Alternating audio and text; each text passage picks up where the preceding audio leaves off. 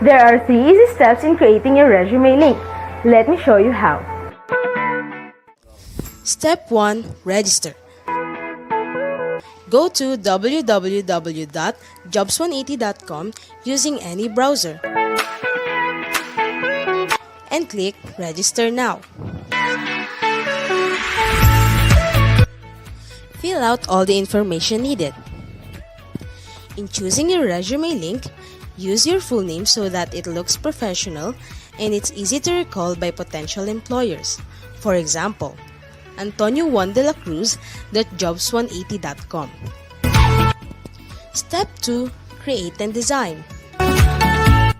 When creating your resume, make sure to complete your personal information and upload your profile picture.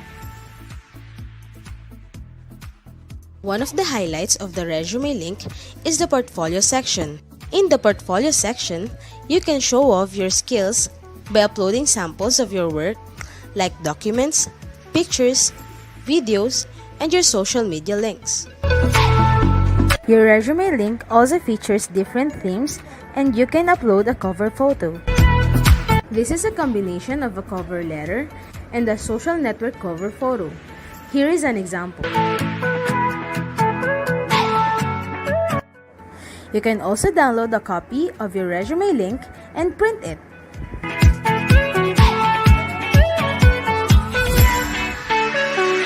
Step 3. Apply for a job. There are many ways to apply with your resume link. First is browsing the job recommendations in your Jobs 180 dashboard.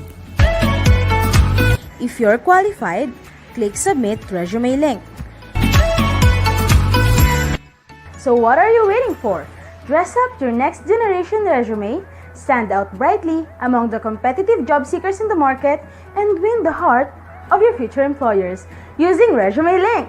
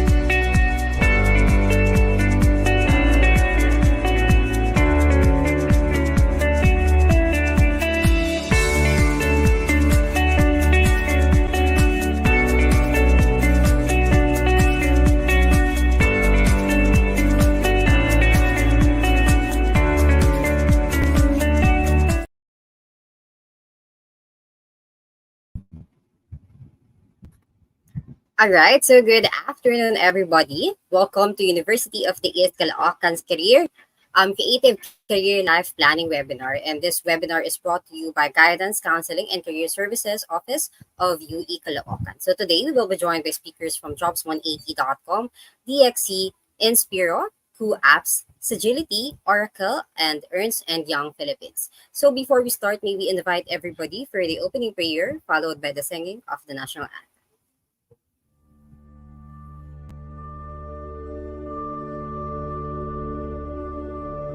Praise God from whom all blessings flow.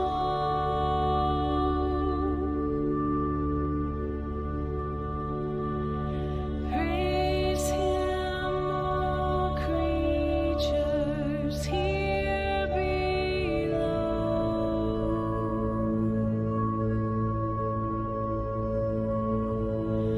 Praise Him, all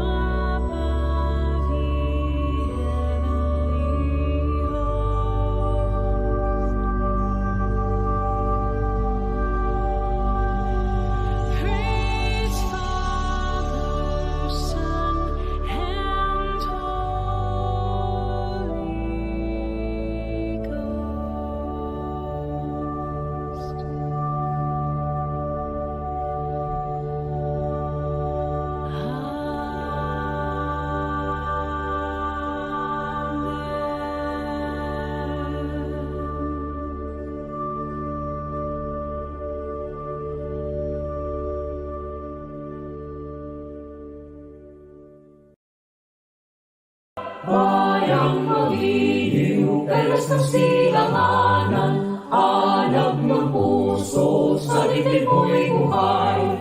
Lupang hinirang, nguyat ka ng magiting, sa manlulupi, di ka pagsisigil, sa dagat at bundok, sa simoy at sa langit mong buhaw, may nilaghang tula at awit sa paglayang minamahal. Ang kislap ng watawat mo'y tagumpay na nagdidingin, ang bituin at araw niya kailan pa may di magdidilim. Lupa ng araw ng walhal ipagsinta, buhay langit sa piling mo.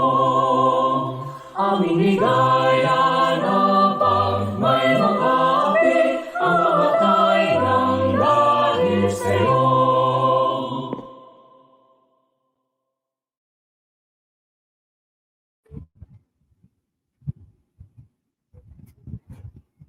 Alright, so again, thank you, and welcome everyone. Ayan, so kumusta po kayo?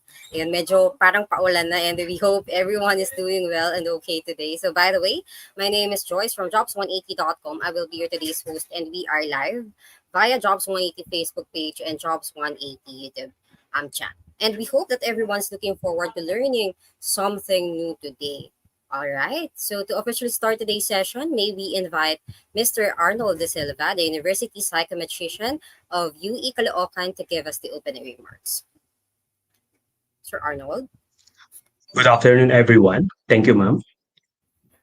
I just want to let you know that our guidance coordinator, who was originally going to deliver this message, is not feeling well today. So he asked me to convey it on his behalf. Mr. Antonio C. Postrado, our guidance coordinator, would like to take this opportunity to thank the Jobs180.com for all of their assistance. According to Mr. Postrado, we have been conducting this career talk to graduating students for more than a decade, with the intention of educating and preparing them to face the challenges brought by the ever-changing job market. Mr. Postrado has high hopes that the students will take advantage of this chance to enhance their skills and acquire new ones, which will ultimately assist them in finding jobs after graduation that are well suited to their areas of interest. Student warriors, we are delighted to welcome you all to this important career talk as you embark on the next chapter of your journey after graduation. Today, we have the opportunity to gain valuable insights and guidance from jobs180.com. It's a moment to reflect on your achievements and look ahead to the exciting opportunities that await you. Thank you for joining us today and enjoy learning. Thank you so much, Sir Arnold, as well to Ms. Janine and Sir John Postrado of UE Caloocan. Thank you so much, Sir Arnold, for gracing the event with your opening remarks. And of course, we will promise that the students will really learn something new and helpful for today's session. Yeah, so maraming salamat. So here's apologies. So as usual for our audience today, so please comment your name, your year, and your course. So if you have questions later on, please type them in so we can answer them after the talk. And then the Q&A will happen after each speaker's presentation. So please don't forget to tag and share this to your friends too. So kung wala pa po sila rito, please tawagan nyo na. Ayan. And of course, later we'll be releasing the evaluation link which will serve as your attendance for today's session. And so again, so please comment your name, your year, and your course. And if you have questions later on, please type them in so we can answer them after the talk. So here's our schedule for today. So we have 4 topics for today's session. So first, we have job applications using ResumeLink, which will be discussed by jobs180.com. Next is virtual interviews and how companies hire for work from home jobs by DXC Technology. Next is motivation and productivity by Inspiro and industry highlight, how to achieve career progress in respective fields with our guest speakers from different industries, which is Kooapps, Sagility, Oracle, and Ernst and Young Philippines. All right. So again, shout out to everyone who is here na. Again, please comment your name, your year, and your course. And as we go along, please type in your questions so we can read it later. Sabi ko nga po, wag po kayong mahiyang magtanong. This is your chance to ask before you face the real adulting thing or the world of work. Okay, so to our audience, sit back, relax, and let us all hashtag learn together. And without further ado, kilalanin na po natin ang ating unang speaker. So for our first topic, which is job applications using ResumeLink, our first presenter has 20 years of experience in sales, marketing, business development, customer service, operations, business process, and human resources. As a trusted resource speaker, he has done over 1,000 plus career development seminars in more than 400 plus colleges and universities nationwide. So the managing director from jobs180.com, Mr. Kim Chua. Sir Kim, take it away. Good day to all of you. My name is Kim Chua. Don't forget the wa, baka Kim Chu lang maalala nyo. And I'm here to share to you about the most secure tool for job application. This is how you can market yourself more effectively and the different ways to do that. Okay, so let me start. Now, when you apply, you probably have a checklist if you're using the right tool. So just go along with me if you have the right, if you have the same checklist that I have. So ito yung mga things na like kong tinatandaan, no? Will my tool or will the thing that I'll be using help me to stand out? That's the first item that is very important for me. Kailangan mag-stand out ako kasi dami-dami kong kasabayan kalaban sa pag-apply. Another thing in my checklist is that, do I have more than one file? Because oftentimes I have a lot of files. May academic records, may mga government IDs, ang dami mga kailangan hingiin ng mga companies. So I'd like to put them all in one file. And this tool helps me to do that. Okay? Another thing that this tool can do is that it allows me to make the process more efficient. Mas napapabilis yung pag-apply. No? Hindi na napapatagal yung pabalik-balik. So, mas mabilis din syempre tayo maka-move forward. Diba? And another thing that this tool can do is that wala tong bayad. Mukha lang akong salesman pero libre po ito. Okay? So this tool is absolutely for free. The most important in my checklist is that this tool, okay, makes my information secured. And I think this is the most important question. Do you want your information to be secured? I hope your answer is yes.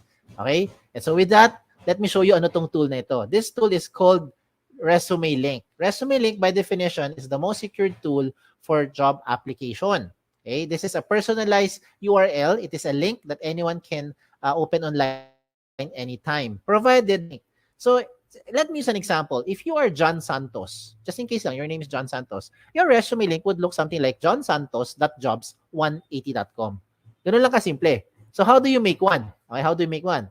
Now, the first step is for you to register. This is absolutely for free. Wala itong bayad. Okay? So what do? You go to www.jobs180.com and that is where you now register.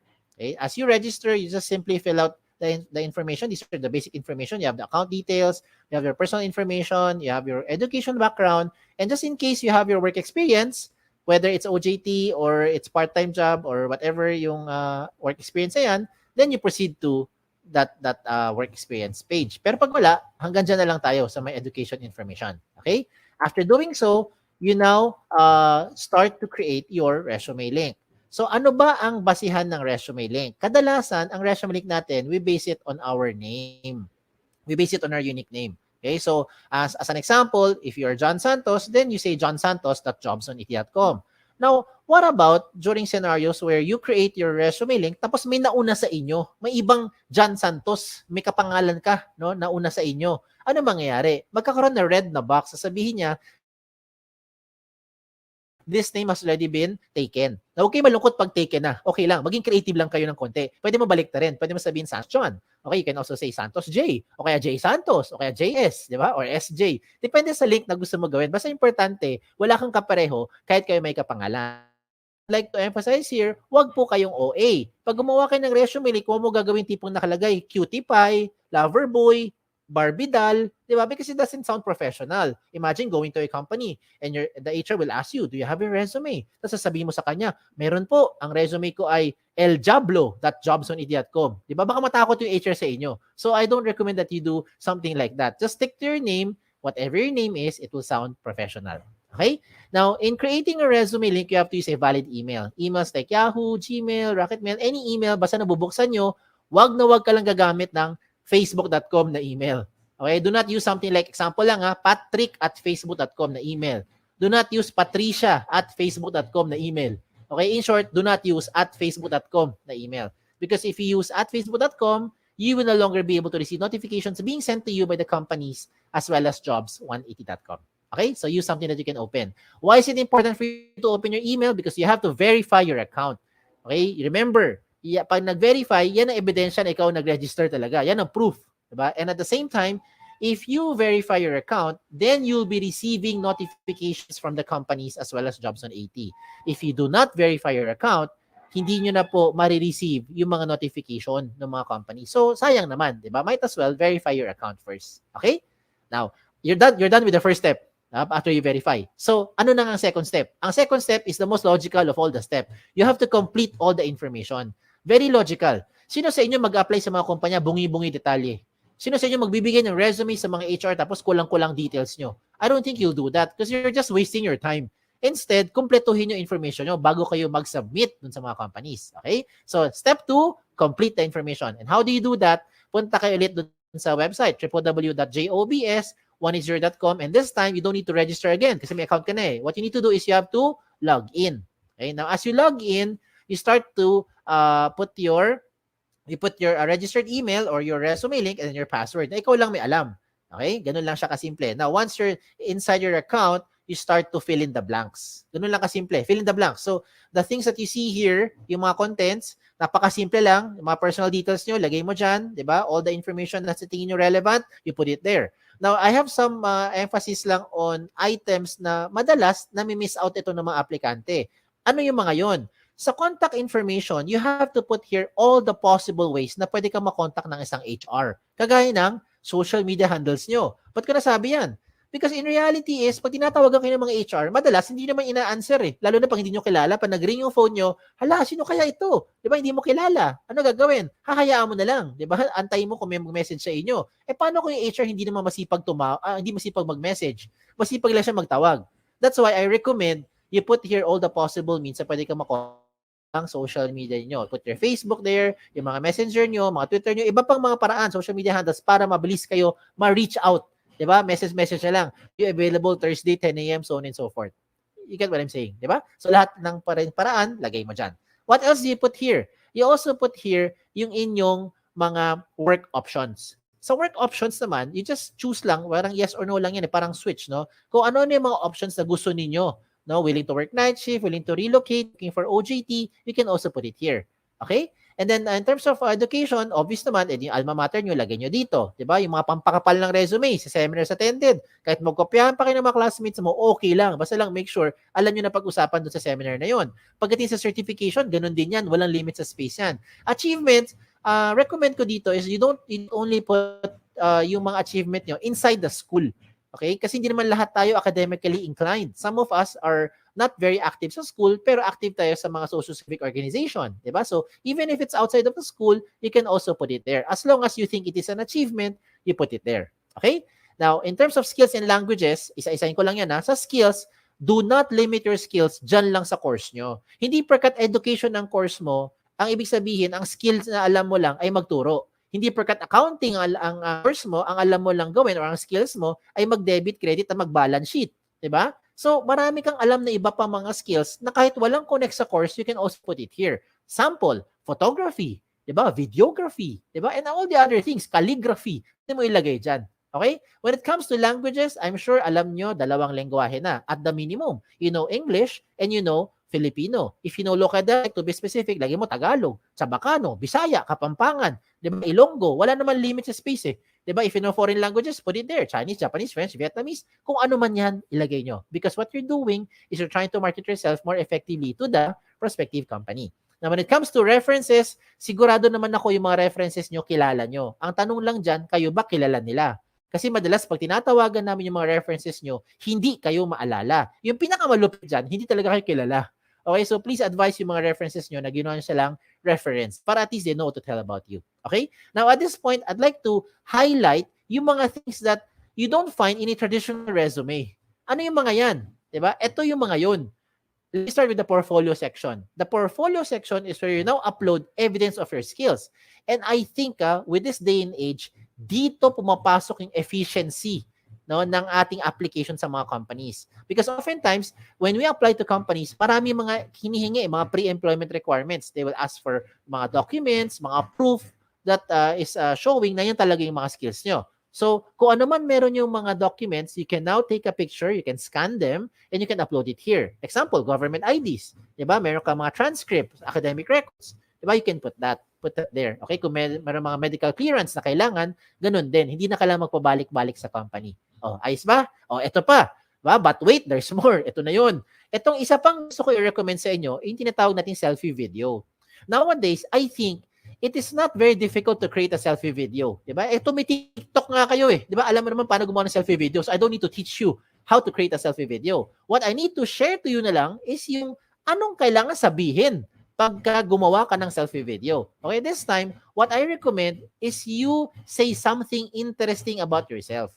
Okay? So, you pretend that you're being interviewed by the HR. Diba? Ano yung matiyatanong sa atin? Why should we hire you? Diba? Tell me something about yourself. Why should we consider you among all the other applicants? O, di ba? Ang kagandahan ngayon is you create that video for about 1 minute or less. Hindi kailangan sobrang haba, no? Mga 1 minute lang or less. Pero ang maganda rito is na-evaluate na nung HR yung inyong communication skills. If you can speak in English, then I recommend you speak in straight English. But if you cannot, it's okay as long as you're able to show your personality. You can also showcase here yung mga hard skills nyo. Ano yung mga hard skills? Kagaya ng mga video na panood ko dati, pinakita nila how to use a soldering iron.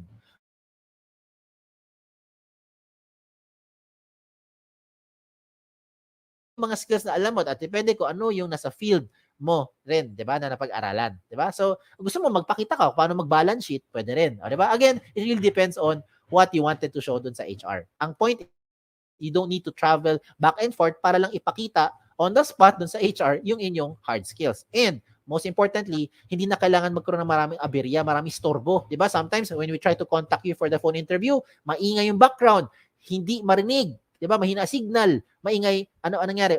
Nasa biyahe, 'di ba? Or sometimes hindi magtugma yung schedule. At least with that selfie video, it makes the process now more efficient. Now, another good thing pa with the ResumeLink is that you also upload here your profile picture. When it comes to profile picture, you don't need to go to the studio para magpa-picture. Huwag ka na gumastos. Ang importante lang dyan, tumingin ka sa camera, okay, with plain background, at of course, magbihis ka naman ng maayos, di ba? And then, you're good to go. Huwag mo gagawin yung mga nasa right side ng screen niyo. Those samples that I'm showing you, it doesn't look professional. Imagine, di ba, yung mga selfie, mga nilagay ng avatar, yan, huwag nyo gawin yan. Okay, huwag nyo gawin yan. It doesn't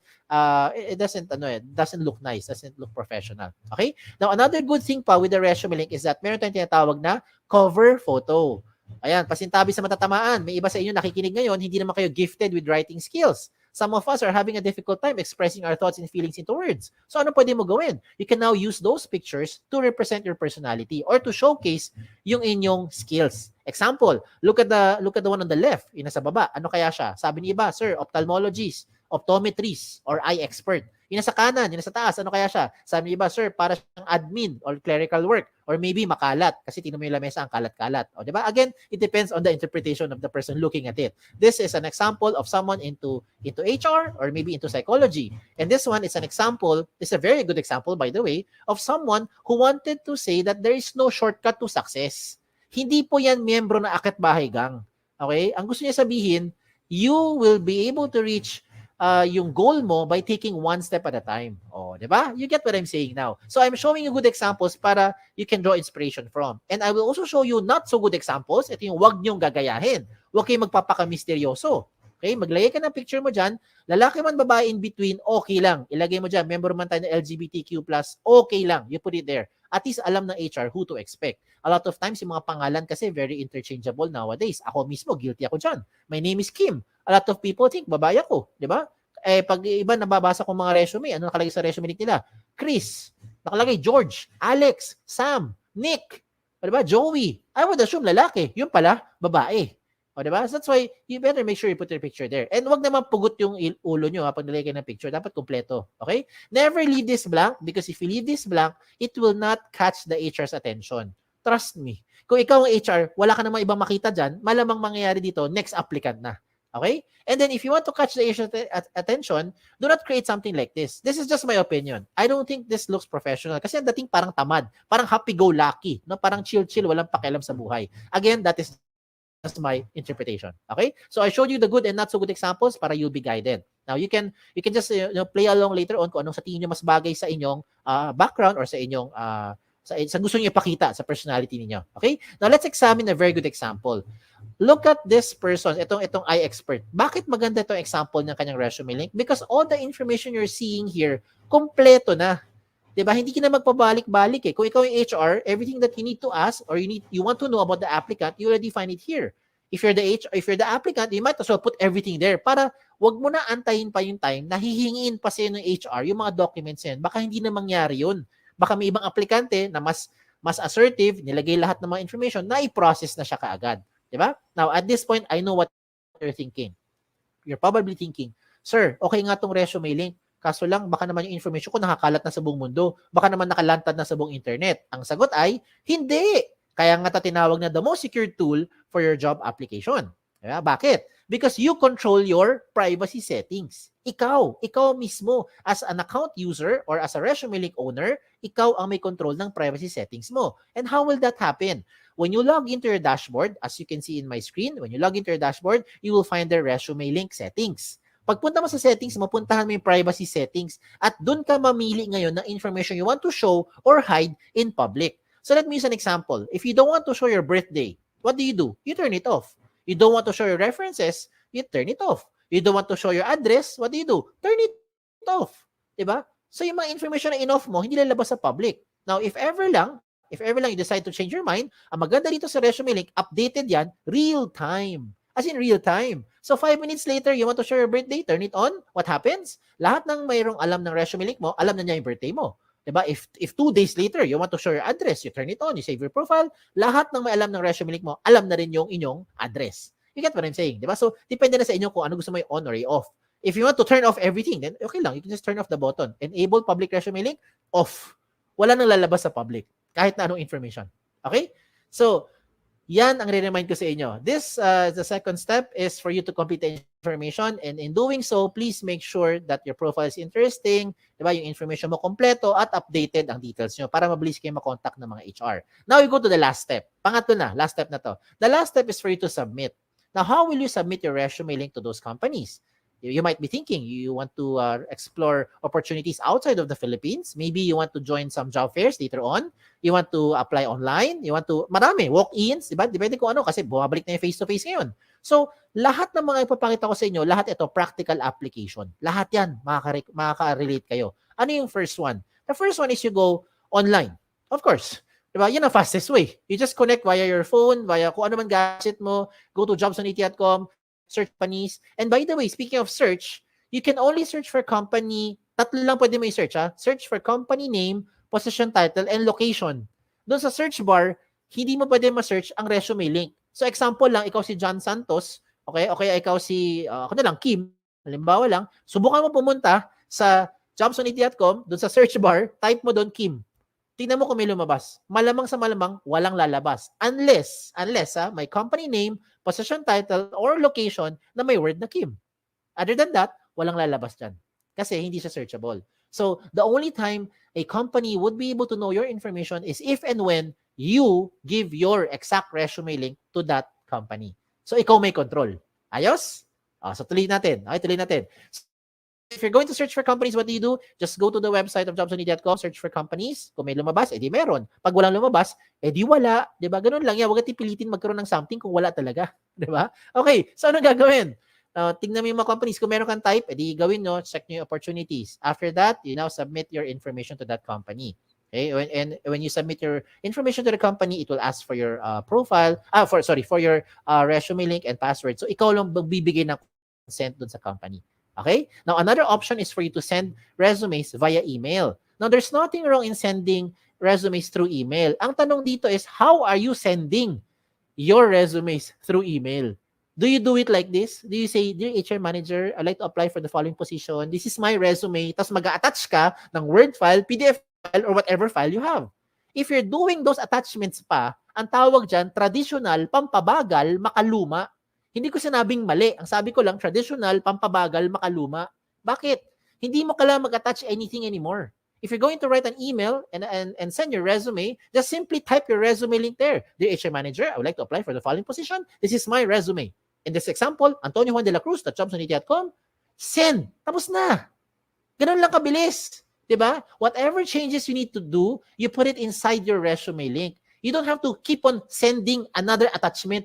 Paano kung imagine mo na lang, nag-attach ka ng Word file, diba? Ng PDF file. Tapos nagpalit ka ng address, nagpalit ka ng phone number. Ano gagawin mo? Email mo na naman yung HR. Dear HR manager, I'm sending you my updated resume. Ganun ba? Paano kung 2 months later, lumipat ka ng bahay, iba na address mo, send ka ulit ng bagong resume. Dear HR manager, I'm sending you my updated, most recent resume. I don't think you'll do that. Kasi kung ganun ang ginagawa mo, sayang sa oras siya, nakakapagod sa part mo, lalong-lalo naman sa part ng HR, mas nakakapagod to keep track kung saan dyan yung pinaka-updated na attachment or pinaka-updated na resume ng aplikante. And this time around, if you have your resume link, all you need to do is just update your resume link at lahat na may alam ng resume link mo, makikita nila yung pinaka real-time update ng profile or information. Ayos ba? Ayos ba? Sige, another one. For those who wanted to use a hard copy, gusto mo talaga may hard copy ka when you apply to those companies, you want to give something, then this is also possible. What do? You go to your dashboard inside your job seeker account, then you can print your resume link.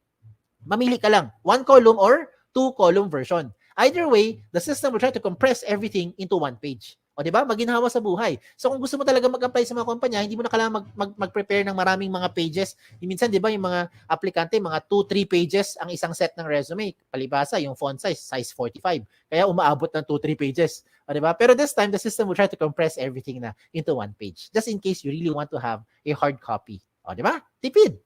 Okay? Another thing pa for me to encourage you to do is you use resume link cards. Resume link cards. Ano tong resume link card? Kung sa mga nagtatrabaho na, ang tawag namin business card. Sa mga nag-a-apply, tawag dyan, resume link card. So in one piece of paper, whether short bond or long bond paper, you can now design it your own way. You can design it, depende kung ano ang gusto mo, pagiging creativity mo. Ikaw bahala. You can make 10, 20 sets of cards. Depende sa laki or liit. Diba? Kasi laki na index card or kasi liit lang naman normal business cards natin, di ba? So, depende. So, maybe in one long bond paper, you can make 10, 20 sets of cards na. And so, after you have it printed out, pwede ka na ngayon maggupit-gupit. Gupit-gupit na lang. Di ba? 10 or 20. Bawat kumpanya, you can now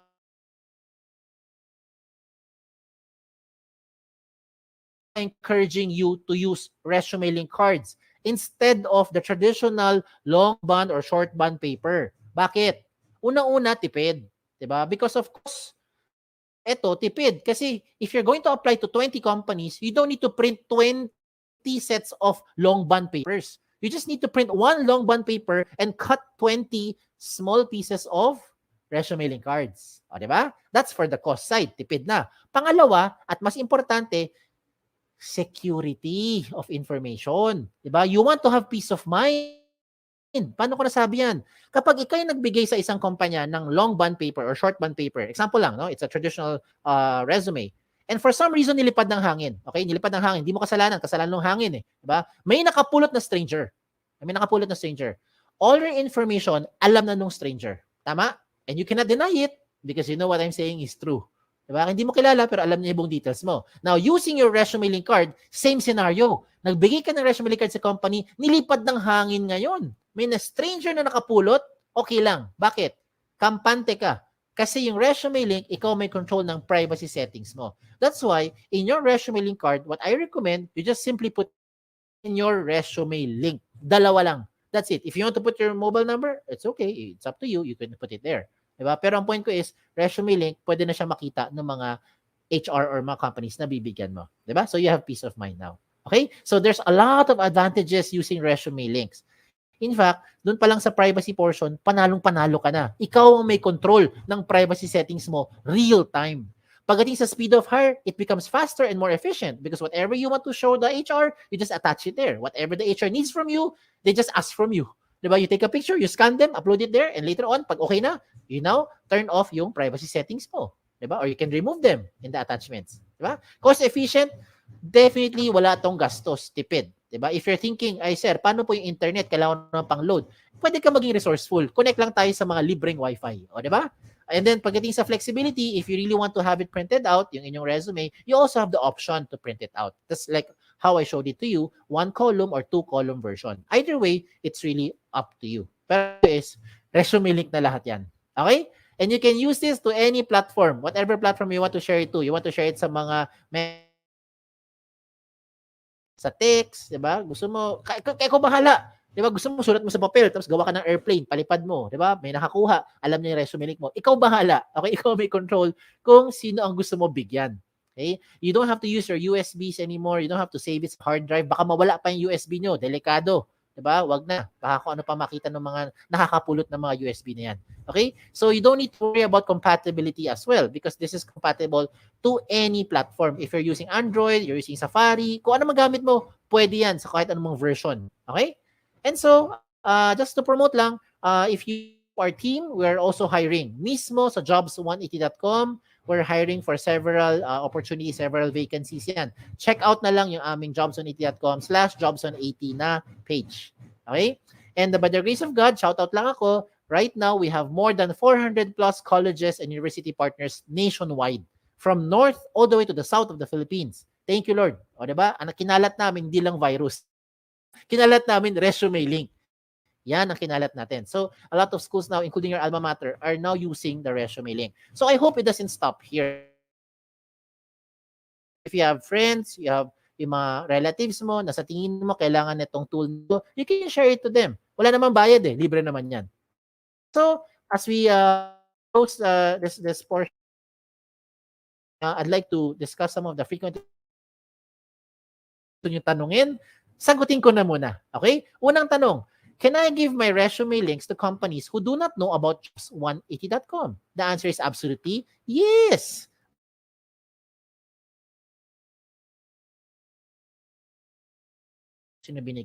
Okay? Now, second question, is it the same as other job platform? The answer is no. May dalawang pagkakaiba. And let me use an example here. Let me do a shout out to JobStreet, no? Because I think if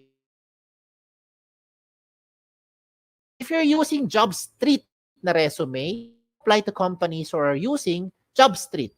If you're applying to a company who is not using JobStreet, you cannot use your JobStreet resume anymore. Pero pag gamit mo yung resume link mo, pwede mo yung gamitin kahit na saan, kahit na kanino, kahit na anong platform. Diba? Basta alam ng HR yung eksaktong link mo at ikaw magbibigay nun. That's the first difference. Second difference.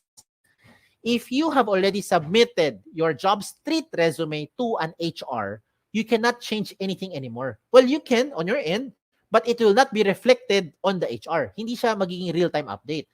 Comparing it to resume link ni Jobs180, you can update it real-time. 2 days later, 5 minutes later, 6 weeks later, ikaw bahala, anytime nag-update ka ng information, lahat na in-update mo, dagdag bawas, will be reflected real-time across all na may alam ng resume link mo.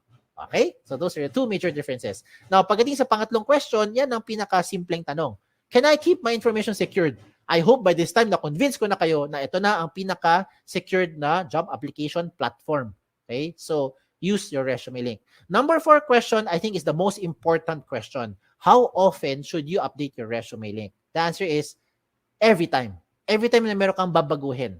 Okay? Every time na meron kang babaguhin. Lalong-lalo na yung contact details mo. Kasi imagine, binago mo lahat. Binago mo yung work experience mo, nagkaroon ka ng awards, nagkaroon ng achievement, hindi ka naman makontakt ng HR. Wala rin, di ba? Sayang din. That's why you have to update yung contact details nyo. Okay? And the last question is just a trivia. Trivia lang, palaisipan. Why is this called jobs180.com? This is called jobs180.com because we want to turn your life around 180 degrees. And in case you're wondering, no, you wanted to raise a concern, bakit hindi po 360? Kasi pag 360 degrees, you only go back to where you started. Ikot ka lang na ikot, wala kang pupuntahan. Diba? Bumabalik ka lang kung saan ka galing. O ha? O diba? Char-char lang yan. Okay, so anyways, again, kung meron pa kayo ibang questions, just in case you have questions, okay, you may send those questions here through our website, www.jobs180.com. You can also email us or email me here sa info@jobs180.com. You can like us on Facebook, also on Twitter, Instagram, pati na rin sa TikTok. Okay, so check us out on all our social media platform. Okay? Again, my name is Chua. Don't forget the wa. Magandang araw po sa inyo lahat. Thank you.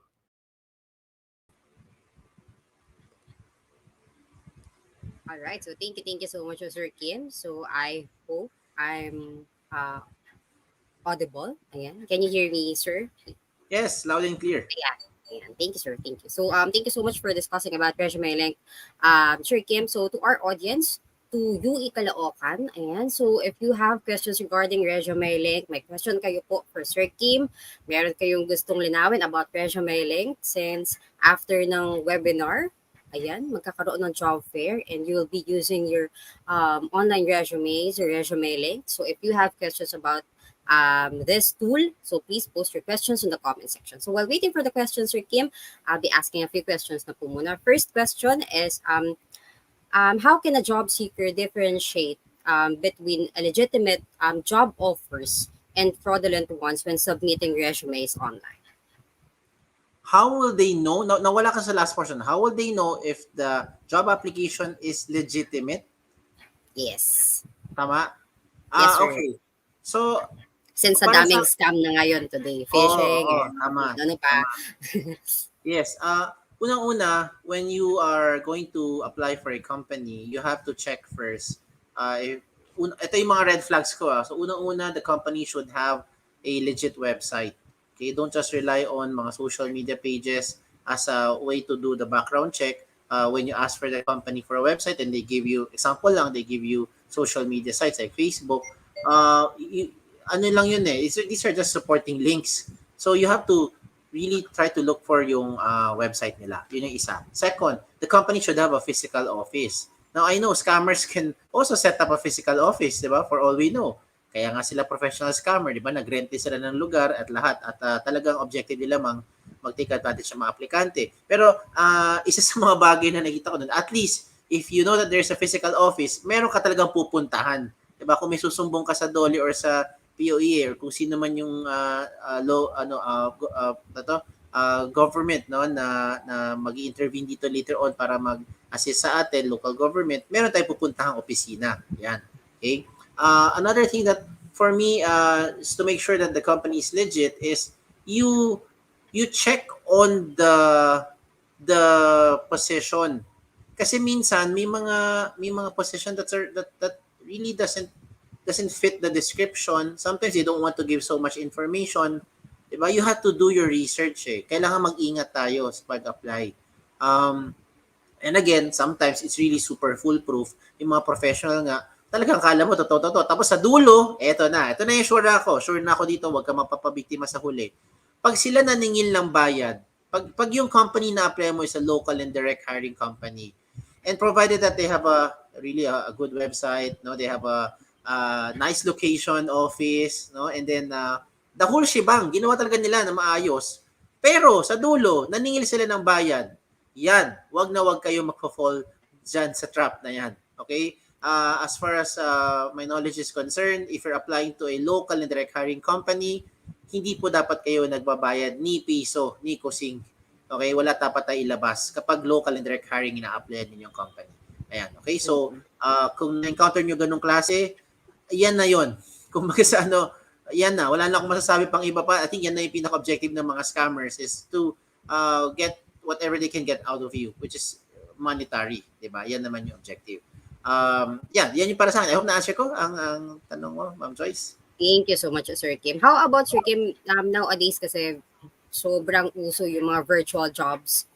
Right po, no? So may mga companies na walang physical office sa Philippines and they're offering like virtual assistant jobs, positions. So how about those type of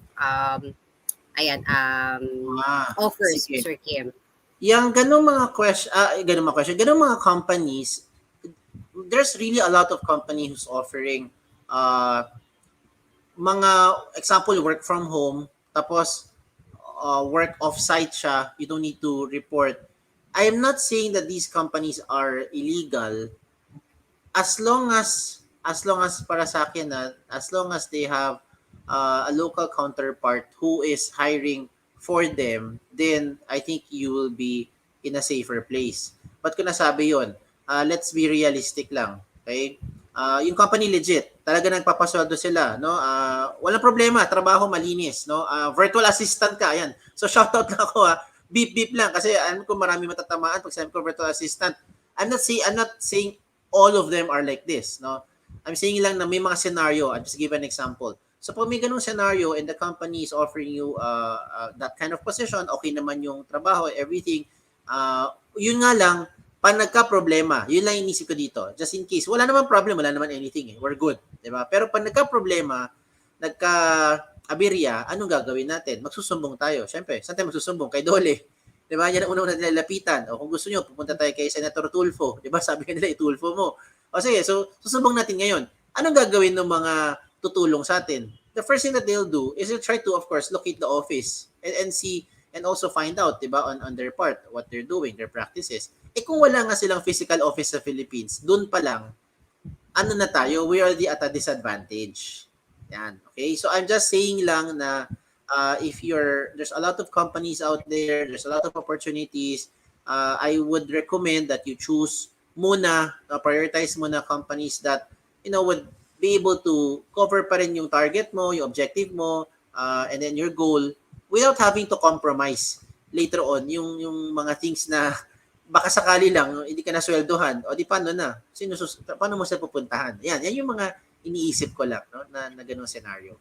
Okay, so I hope I was able to shed some light doon, but then again, pinapaalala ko lang, hindi ko sinabing porkat wala silang office sa Philippines ay illegal sila. I'm not saying that. Okay, ayan po. Thank you, Sir Kim. Tsaka yung isa na alala ko yung naniningil, yung sa mga taga Maynila, if you're aware, yung sa may bandang Cubao, may mga namimigay ng flyers doon. Ayan. So, tas nag-ask sila, may office sila, malapit sa may terminal station, Sir Kim. And then, papapasukin ka. Tapos, hindi ka makakalabas hanggat hindi ka nagbabayad. Pero may trabaho ka na daw. You have your right, no? To... Yun pa lang, diba? Yun pa lang very, alarming. Ayan. So, wala ka naman piniramahan anything. Tatatrabaho ka nga para kumanap ng pere. Tapos, sisingilin ka, diba? Ako dati, when I was still a fresh grad, because I remember that was a long time ago, hindi ko na babanggitin kung anong company. No? So what I did, I went to this company, doon pa lang sa pagkuha ng application, may bayad na yung application form. So nagulat ako, application form, mag-fill out ako para mag-submit, okay lang naman mag-fill out. Siyempre, nag-apply ka eh. Pero sinisingil ako na 5 piso para doon sa application form. Okay, although sabihin nyo 5 piso lang yun, ang barat ko naman, di ba? Pero hindi siya about 5 piso lang yun. It's about, ba't ako magbibayad ng 5 piso for application form? Nag-a-apply nga ako. Di ba? And then another thing that happened was, biglang may isang combination kanila, kukombohan ka. Sir, may ballpen na ba kayo? Ito po, sir, 10 piso, ballpen. O, di ba? Yun maintindihan ko pa. Kasi ballpen, pag nabili ko yun, akin na yung ballpen. Kasi wala akong ballpen. Di ba? Kasalanan ko, pumunta ako ng job hunting activity ko na hindi ako prepared. O, wala akong ballpen. O, therefore, maghanap ka, di ba? Bumili ka. Pero yung application form, I don't think you should be buying anything like you're applying to that company. Ayun. So, doon pa lang, napaisip na ako, medyo malabo to, kahit 5 piso lang yan, ayaw ko nga, diba? Ayun. So, atras na ako. I just went to find for a different company. So, ingat po kayo, nandami talaga. Ayun, may mga question dito sa audience. I see some of them. Ayan, may question tayo, sir, from Sir Ernest. Ayan, so, akala ko si Sir EJ. So, Sir Ernest Morales, the question is, are there any privacy or security considerations I should keep in mind when creating a resume po sa JobsOn? Okay, first of all, Sir Ernest, when you create your JobsOn resume link, what you need to do is to set up your privacy setting. So doon pa lang sa paggawa nyo. So if fill out everything, kompletuhin mo. Okay, once it's all complete na, you go to your privacy settings under your ResumeLink settings. Doon mo ngayon piliin anong info you want to show or hide in public. So even if you have those information there, example lang, nandyan, nakasulat yung address mo, nakasulat yung contact details mo, references mo, attachments, whatever. Pero pag nilagay mo doon sa privacy setting, not to show in public. Halimbawa lang, you said, hide my references, hide my phone number, or hide my address, hindi siya lalabas sa public view. Okay? That's one way of making sure that your information are secured. So ikaw mismo magpipili niyan anong to show and to hide. The good thing as well with the ResumeLink is that it gives you real-time update. So kung ngayon nag-apply kayo, ang tendency, you want to show everything. Siyempre, nag-apply ka, ayaw mo pahirapan yung HR. Diba? Nag-apply ka, wala namang contact details, naglagay ka, wala kang address, walang anything. How will the HR process you? Yan din yung minsan feedback sa amin ng mga companies. The applicant is so concerned about his or her privacy to the point na wala na akong maintindihan dito sa aplikante. Wala na akong, ano pang ipaprocess ko dito? Maliban sa pangalan lang niya, tsaka school. Ay, malay ko ba kung ano pa ibang background niya? Yan yung minsan, candidly, sinasabi sa amin ng mga companies. So, you might want to give some information as well for the HR to get to know you. Now, once they get to know you na, all this information, fast forward ng konti, na-process ka na nila, you're now in the next steps, and then you now decide if you want to hide na those other information. Diba? Kasi gusto mo mapabilis mo na yung buhay mo sa pag-apply. Diba? At sa pag-process din nila. Pag nandun ka na, nakapasok ka na, diba? Job offer ka na, ayun, tsaka mo yun i-change yung settings mo. Hide this, hide that, hide whatever you want to hide. O, pwede na. Diba? Ayun po. I hope I was able to answer Alright. the question of Sir Ernest. Thank you so much, Sir Kim. Tsaka, why not start creating your resume link na para kayo mismo, di ba, first hand, ma-experience nyo kung gaano ka-secure yung inyong information with Jobs 180 resume. That's So, thank you correct. so much, We Sir Kim, for answering. So, thank you, Yeah, Sir we're Ernest. encouraging, in fact, audience, even in senior high school, gumawa na kayo if you're in college, first year, second year, third year, not to mention if you're in the graduating year, di ba? So, gumawa na kayo ng resume link for several reasons. Una, darating din yung panahon na maghanap ka ng trabaho. So, huwag mo antayin yung time na maghanap ka ng trabaho tsaka ka magpapanik. Hala, ano nga ba yung pinagagagawa ko ng mga previous year? Di ba? Tsaka ka mag-iisip ngayon. Ang maganda rito, you continue to build your information through the years. Another thing that is advantageous pag ngayon palang gumawa ka na ng resume link mo is that you'll be able to secure yung link na gusto mo. Halimbawa lang pangalan mo, Juan de la Cruz. May nauna na ibang Juan de la Cruz sa'yo. So, ano gagawin mo next? Then you have to find another combination. Maybe you do de la Cruz Juan. Paano kung si de la Cruz Juan meron na rin na kinuha? So, anong next gagawin mo? Maybe you do J de la Cruz. Diba? So, yung options mo, mas kukonti. Whereas if earlier, you get it na, perpetual, sa'yo na po yung link na yan for life. Okay? Ayun lang po. Wala na akong gusto i-share sa audience in case may questions pa sila. All right, thank you so much, Sir Kim. So I think no more questions from the audience. Pero huwag po kayong mahiya magtanong. We can still accommodate your questions, guys. So just put them sa ating comment section. Ayan, and we'll try to answer all your questions. So thank you so much, Sir Kim. Thank you rin. So, Check out na lang yung site nila. Check out na lang yung site nila. Nakalagay po dyan, schools.jobsunity.com/UE-Caloocan. Nababasa niyo po, nagsuscroll ngayon. Marami pong opportunities nandyan, nag-aantay para sa inyo. Mapa senior high school, college year level, or graduating, lahat po pwede. Okay? Thank you. Have a good day. That's correct, Sir Kim. Thank you so much, Sir Kim. Ayan, so again, so if you have questions or if you're interested to more about chops180.com, so feel free to visit our website. It's www.chops180.com. So thank you so much, Sir Kim. So moving on to our next presenter for today's session. And so our next topic is virtual interviews and how companies hire for work from home jobs. Our next presenter has 19 years of experience in HR, from HR business partnering, recruitment, to employee engagement, organizational development, and training. So she also led regions in Asia Pacific, Australia, and Middle East. She worked with various multinational industries such as IT, BPO, and FMCG, or the food manufacturing and consumer goods companies. So the talent acquisition lead for university partnerships of DXC Technology, Ms. Kristine Claro. Hi, Ms. Teen. Good afternoon. Hello, good afternoon. It's nice to see you again, Joyce. Yes, ma'am. Yeah. And good Ma'am. afternoon to you, E. Ayun, sige. Ayan. So, Ma'am, Mhm. yes, ma'am. Sige po. Apologies po. Maybe now test your screen po. Can now share your screen. Are you the one sharing the screen? Mm-mm. Eto. And share screen. Share screen.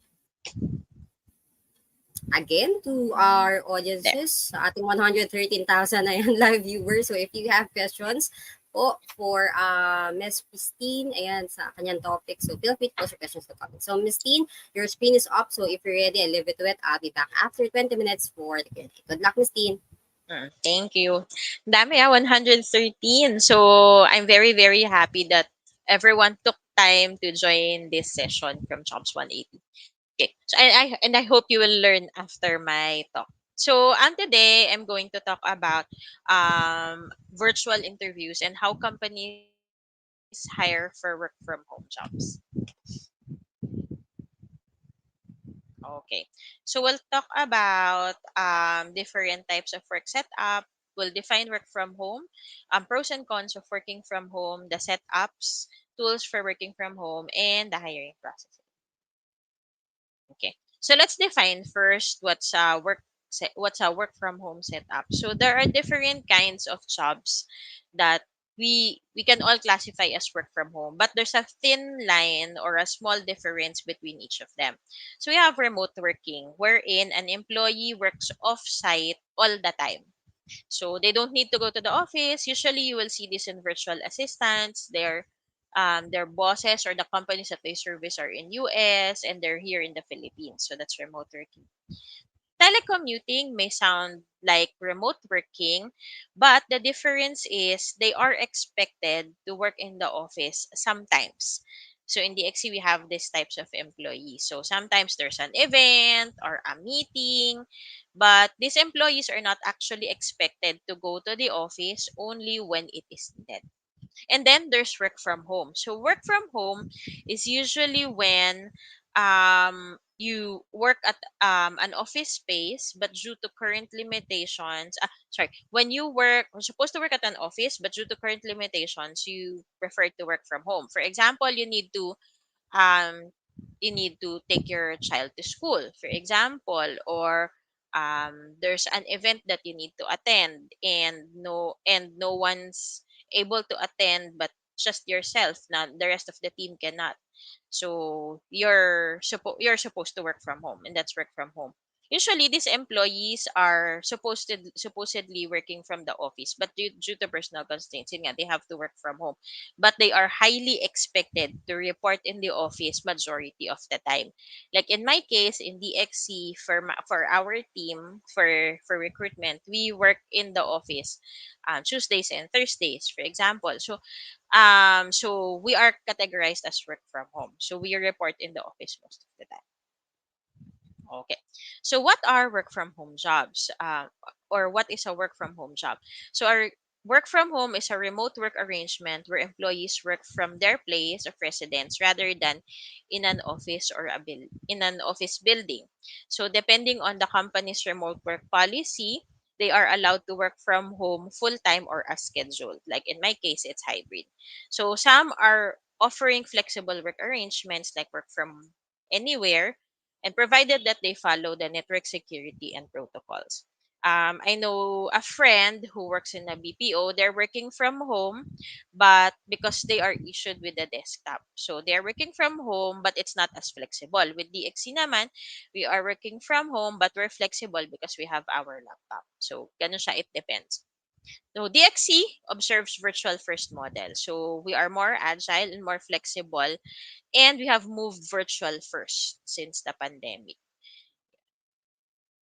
Okay. What are the pros and cons of working from home if this is something that you're considering?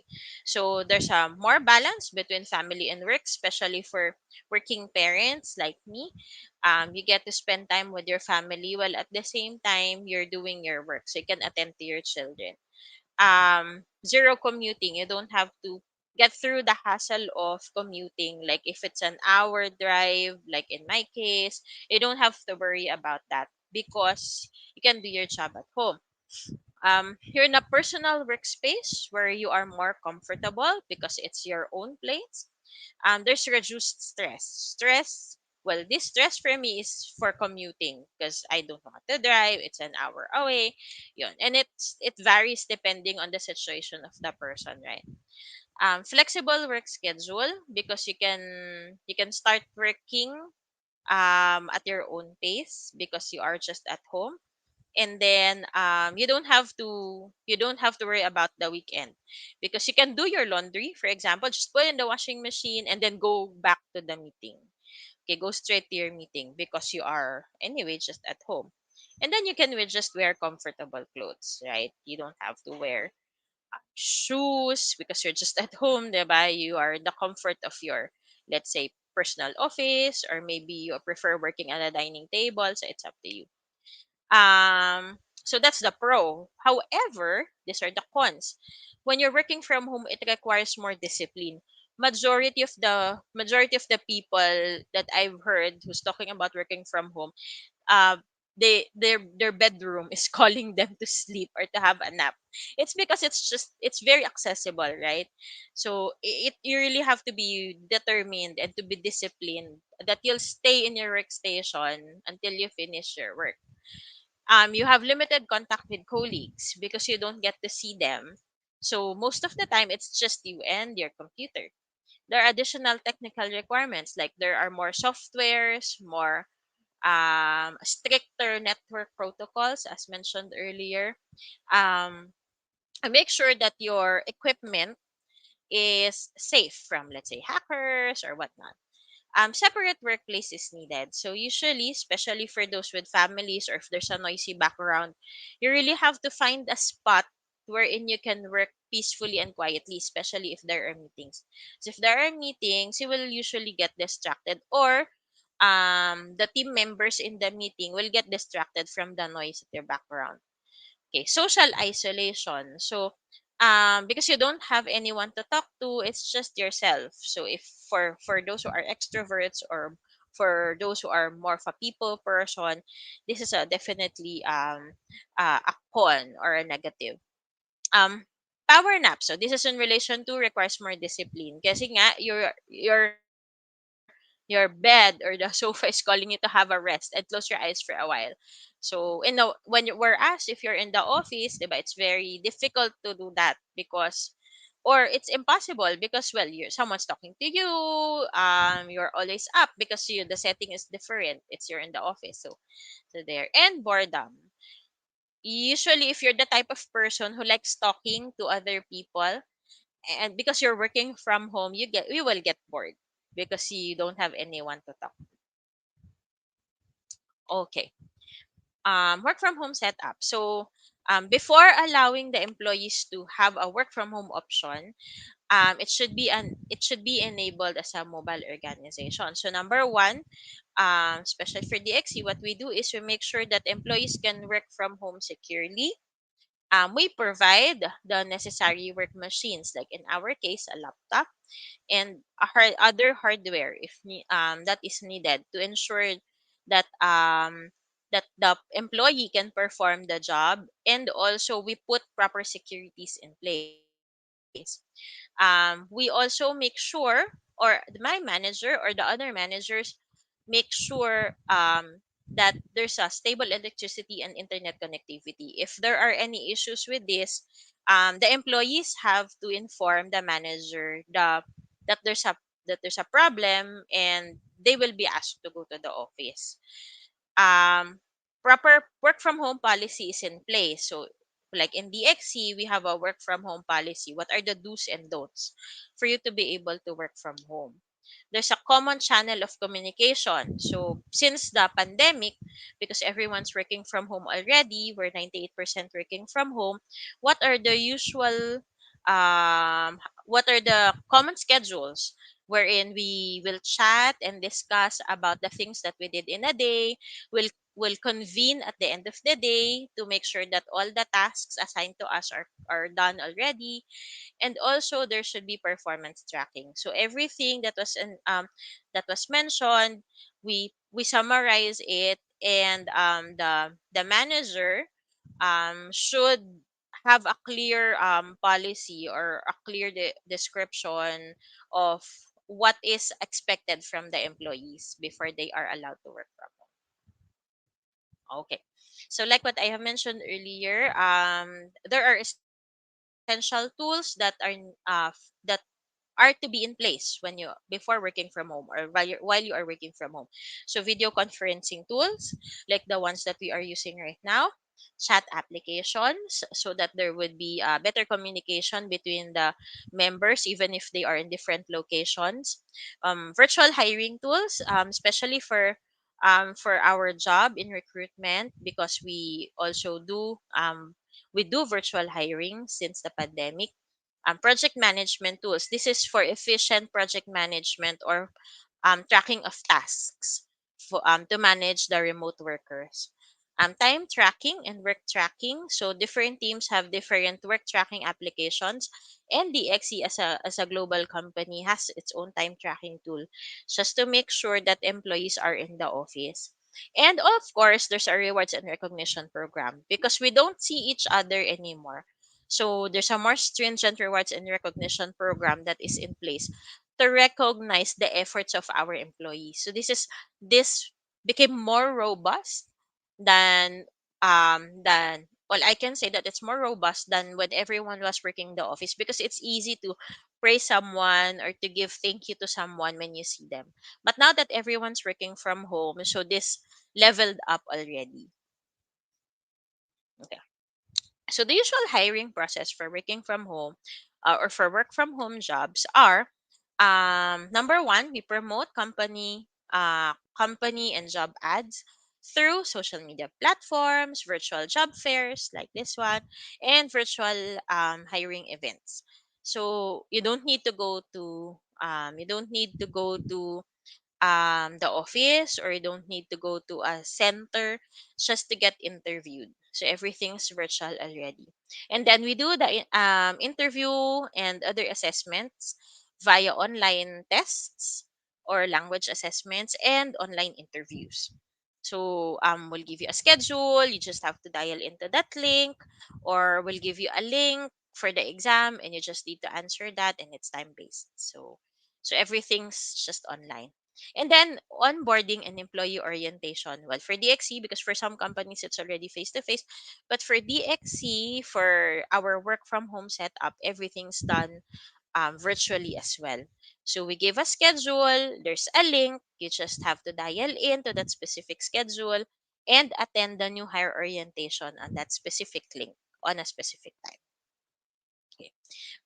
There are some teams that have team specific training or account specific training. So it's also being done online after the new hire orientation.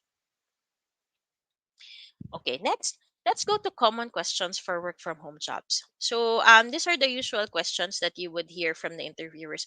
Of course, on top of the skills based interview. Okay, so some of the common questions for work from home jobs are, why do you want to work from home? Okay, so the interviewer asks this because they want to understand what's the difference. They want to you to understand what's the difference between urgent and important tasks, along with how you organize your workload by yourself. Okay, so it has to be clear that you want to work from home, but still it's clear in your mind that it's a job and not because you wanted to attend to something personal. Okay, how do you organize your daily schedule? So sometimes they will ask that too. The interviewer likely wants to know um, when you feel you're most productive, and how do you organize and manage your time. Kasi 'di ba, because there's a lot of distractions, you are with your personal space, and at the same time you're using your personal, let's say your personal home or location for work. So how do you organize it? How do you segregate, or how do you differentiate your personal schedule between your work schedule? So there. What are the communication channels that you use? So I mentioned earlier that it's very important that you communicate with your teammates. So how do you communicate with them? What works for you? So the interviewer will just, well, for fresh grads, the interviewer would basically just want to know um, how would you reach out to your colleague given that it's work from home. But usually companies will provide communication channels like Microsoft Teams, or if they're using Google, then there's Google Chat.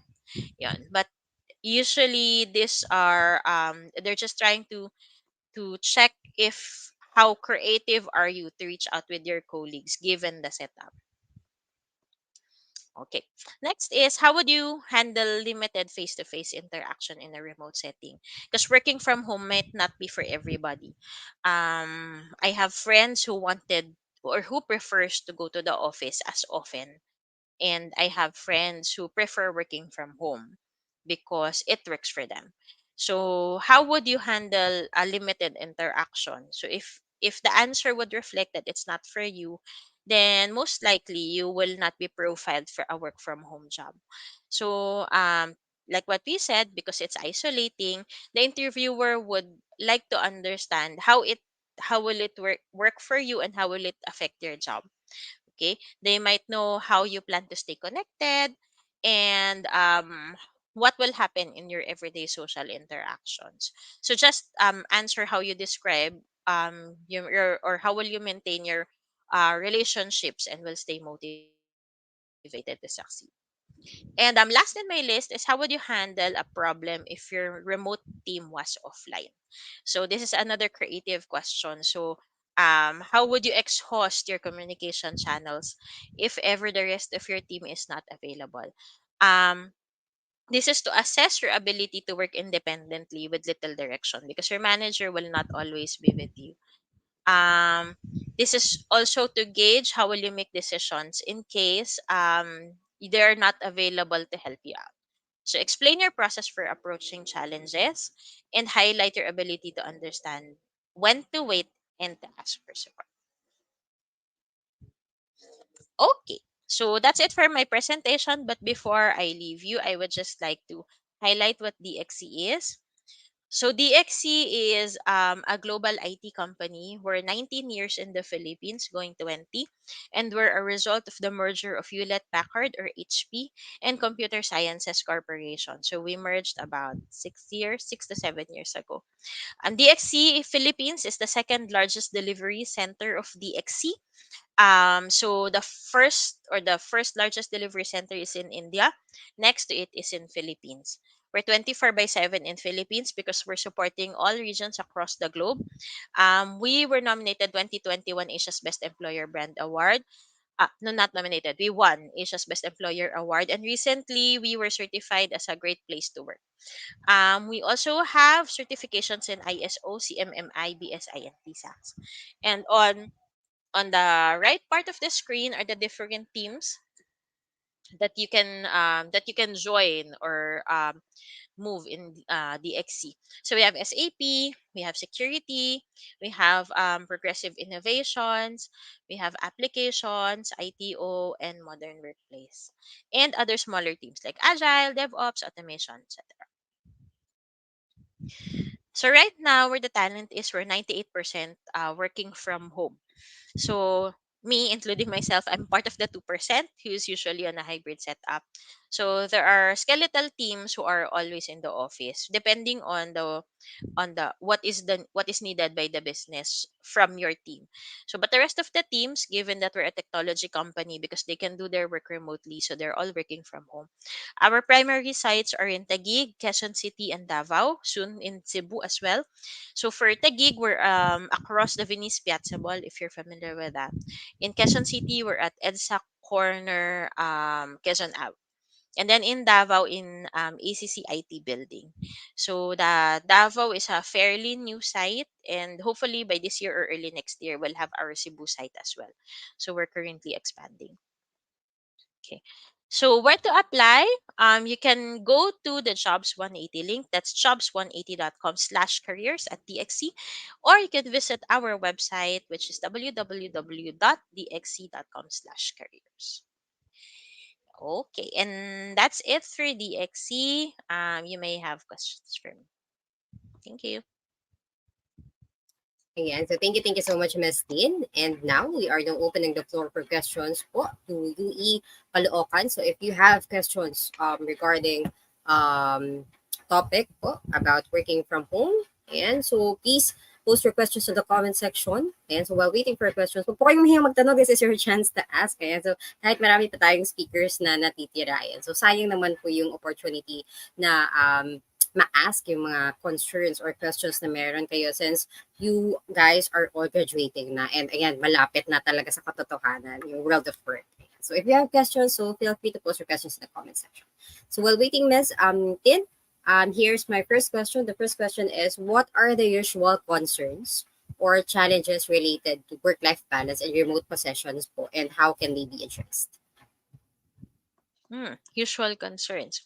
Usually, well, for fresh grads, because they don't have families yet, their usual concerns are internet Mhm. connectivity. Because we all know that the internet connectivity is not as good in the Philippines. So, yun yung usual question that we get. Well, unfortunately, we can't help you with that. So you just have to find the best provider for your area, because for each area there's a different bandwidth for each Mhm. provider. If PLDT buys best or Globe is best, you just have to manage it. Sometimes for experienced hires, which have families already, sometimes the challenge is, well, number one, they're living far from the site. So what if there's an engagement? So that's why we allow them to work from home as much as often, because they're an experienced there anyway. We know their work ethics already. So so there. So, ayun. So, ano pa ba yung common challenges?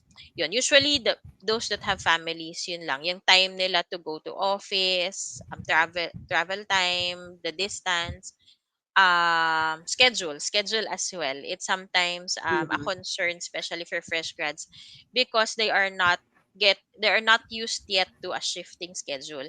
Like what I've mentioned in the XC, kasi we are 24/7 because we're also supporting not just Asia, but we also have Europe, we also have US.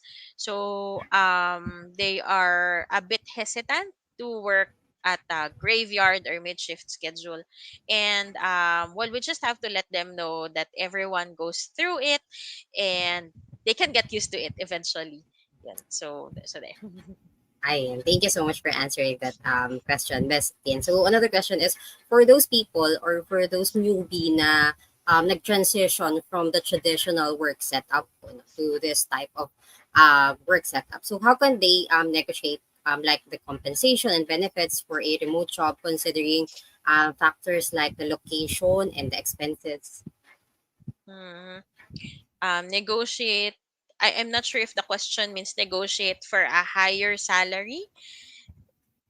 Is that is that so? Mm-hmm. Negotiating for a higher salary actually. And the benefits that um come with it.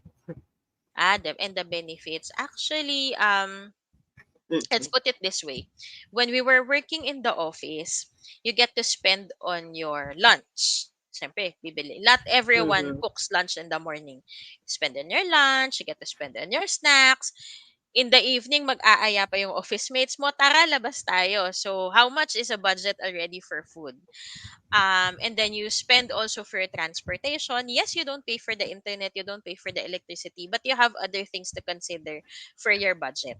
Now that you are all working from home, all you have to think about is your internet and your electricity. And it's, well, mainit sa Pilipinas. Some of you might be used to aircon, some of you can live with just a fan, depending on where you are based. But there's a trade-off. Um, the salary for fresh grads are usually the same for all roles for different teams. It's usually the same. So it can't be just because you feel that you need more, you will get something more. um the pay comes with the experience and how Mm-hmm. good are you with the job. So prove yourself first, join the workforce first, do better, and then maybe in the performance review you can negotiate further with your manager, but not because you have your needs, because there's really a trade-off. What if the manager would tell you, oh sige, don't pay for electricity but come to the office? Would you want that, diba? Ako, I personally don't want to go to the office every day because I'm an hour away from the office. Pag malala, there was a time I had to travel 3 hours, and it's just Cavite to Taguig, diba? So we have to think of the pros and cons and be be grateful for what we have. So just do your work hard and better so you can get a salary increase eventually. All right. Thank you so much, Miss Dean. So, one last question. So, I think, again, so our next speaker, ayan, so it's already here. So, for my last question, Miss, is kanina, ma'am, one of na-discuss mo is about yung colleagues or mga katrabaho natin na may hirap talagang Makontak. nakausap kapag offline na, no? So, how do you address this kind of issue, yung mga mahirap talagang hanapin kapag kailangan na may kailangan work na gawin. Right. Mm. I'm not sure What if you've ever encountered this type of scenario, Misty. Oo, Ayan, all the pero time. All the time. Oo, because kasi 'di ba we're all working from home. So sometimes maybe nagutom sila, pumunta sila sa 7-Eleven, ganun, and they can contact them. So what we do in the team is, aside from the office provided communication materials like MS Teams, we also saved everyone's mobile number, and we also installed Viber. In my previous team, it's WeChat. So we also added each other in Messenger. So talagang exhaust all means. So if there's an urgent matter that has to be addressed, we don't just rely on Teams and just tell our boss they're not picking up. It's not acceptable. You have to find another channel where they usually answer. For us, it's usually Viber kasi it's in the phone. So we try to call them in Viber. If we think that they won't respond because maybe they're on travel, then we call them and send them an SMS in their mobile numbers. Just to make sure that it's all covered, because that's a trade-off of working from home. You might not Mm-hmm. get to see your colleague right away. The travel time is different. The attendance or the time that they go to the office is usually different, because before everyone's almost living near the office. Now we're really scattered. So we have to exhaust all means to be able to enjoy this benefit of working from home. All And right. yun nga, it's a trade-off. Thank you, Miss Tin. So we have a question here po from UE, Sir Ernest Morales. So the question is, as a student after graduating, should I pursue a career that doesn't require much of on-site working po, or should I still pursue on-site work? Mm-mm. My advice really for fresh grads is, because the market now is very very tight. For UE alone, the participants is 113. Tama po ba, ma'am? 113,000. And it's UE alone, right? There are other large universities as well. Like PUP recently graduated. Si UP ilang libo, diliman pa lang. 'Di ba? There's Mapua, the big schools. So, and everyone else is on equal footing. It's just the name of the school, but everything else, as in skill zero, 'di ba? So prove to the employer that you're worthy of it. I'm personally, if I were on your shoes, I will, kasi nung panahon ko wala pa namang work from home. But if I'm in this situation, I will accept any job, whether it's on site or work from home, because I need the skill to be able to build my career, and I will have to prove to my employer what I am worthy of. So my personal advice to fresh grads is that get what is out there. Wag muna kayo mamili if it's on-site or remote. If it's a remote, then it's better, right? But yun nga, because there's more fresh grads than what is needed in the market, then get what's available for you. Of course, it should be in line with what are your future aspirations, diba? But get what is available. Don't choose yet if it's working from home or not. And then build your skill first, because that will be your ticket to eventually negotiate in the future if you want a remote job. Because if it's a for as long as you have the skills, in the future your manager will allow you to work from home eventually. Ayan, I couldn't agree more with Miss Tin. So thank you so much, Miss Tin, for ayan. So kasi ngayon, 'di ba, marami tayong naririnig kabilaan na ayan. So meron nakikipag-negotiate Mm-mm. first. Job pa lang po. Higher, Oo, higher yung salary. personally we have an applicant na sabi niya ayaw niya ng shift work. So meaning, so may panggabi kasi. So ayaw niya ng panggabi. So we gave it to someone else. Yung kaklase niya yung na-hire. Meron namang ayaw nila ng on-site kasi we have a financial client. And usually for banks, they require to be on-site due to Mhm. security reasons. So yung kaklase din nila yung na-hire, 'di ba? Parang sayang. Kasi eventually, that is just for a specific client that we have. When they already have the skills, they can move to other teams which are Mhm. working from home. So sayang, they should have had a foot on the door, right? But well, they let go of the opportunity, and now they have to find something else. Yun. So Ayan, grab lesson what's learned in for front of those. you. Lesson learned for those who are watching ngayon. So, wag mo nang Mm-mm. mamili, guys. So, Oo. sayang din yung opportunity. Malay nyo, yun Yeah, talaga yung para sa inyo.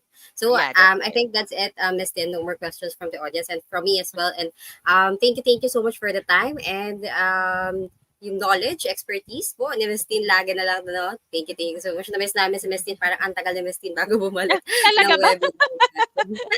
Ayan. Thank you Sige, so much, Miss salamat Tin. So, we wish to Joyce. have you Thanks, on our Yui. next set of episodes. Thank Thank you, ma'am. you. All right. So again, if you have questions po, ayan, so please feel free to post your questions in the comment section. Huwag po kayong mahiyang magtanong. So this is your chance to ask. Okay. So moving on to our next topic, which is motivation and productivity. So let me introduce our next speaker. So our next speaker is and took Bachelor of Arts in Journalism at the Polytechnic University of the Philippines. And afterwards, she gained valuable experiences in the BPO industry, working as a customer service representative for 1 year and 7 months. And subsequently, she joined Inspiro Philippines as a talent acquisition sourcing.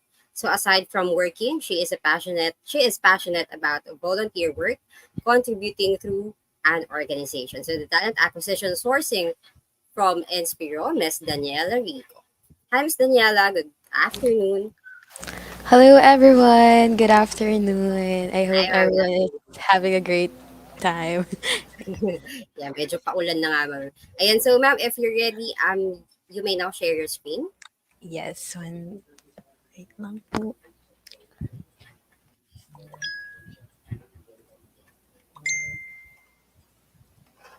Again, Ayan. 2E, we will be releasing later your eval which will serve as your attendance for today's session. So please watch out so kung kailan i-share if a flash ang eval. So ma'am, your screen is up. So if you're ready, I'll leave you to it. I'll be back after 20 minutes for the Q&A. Good luck, Miss Daniela. And again, hello, everyone. So, good afternoon. My name is Daniela. And yeah, I hope everyone is having a great day so far. So, first, I would like to thank Jobs 180 and University of the East Caloocan for inviting me today. So, for our discussion, this will be all about motivation and productivity. So, yep. Um, yeah, 1 second.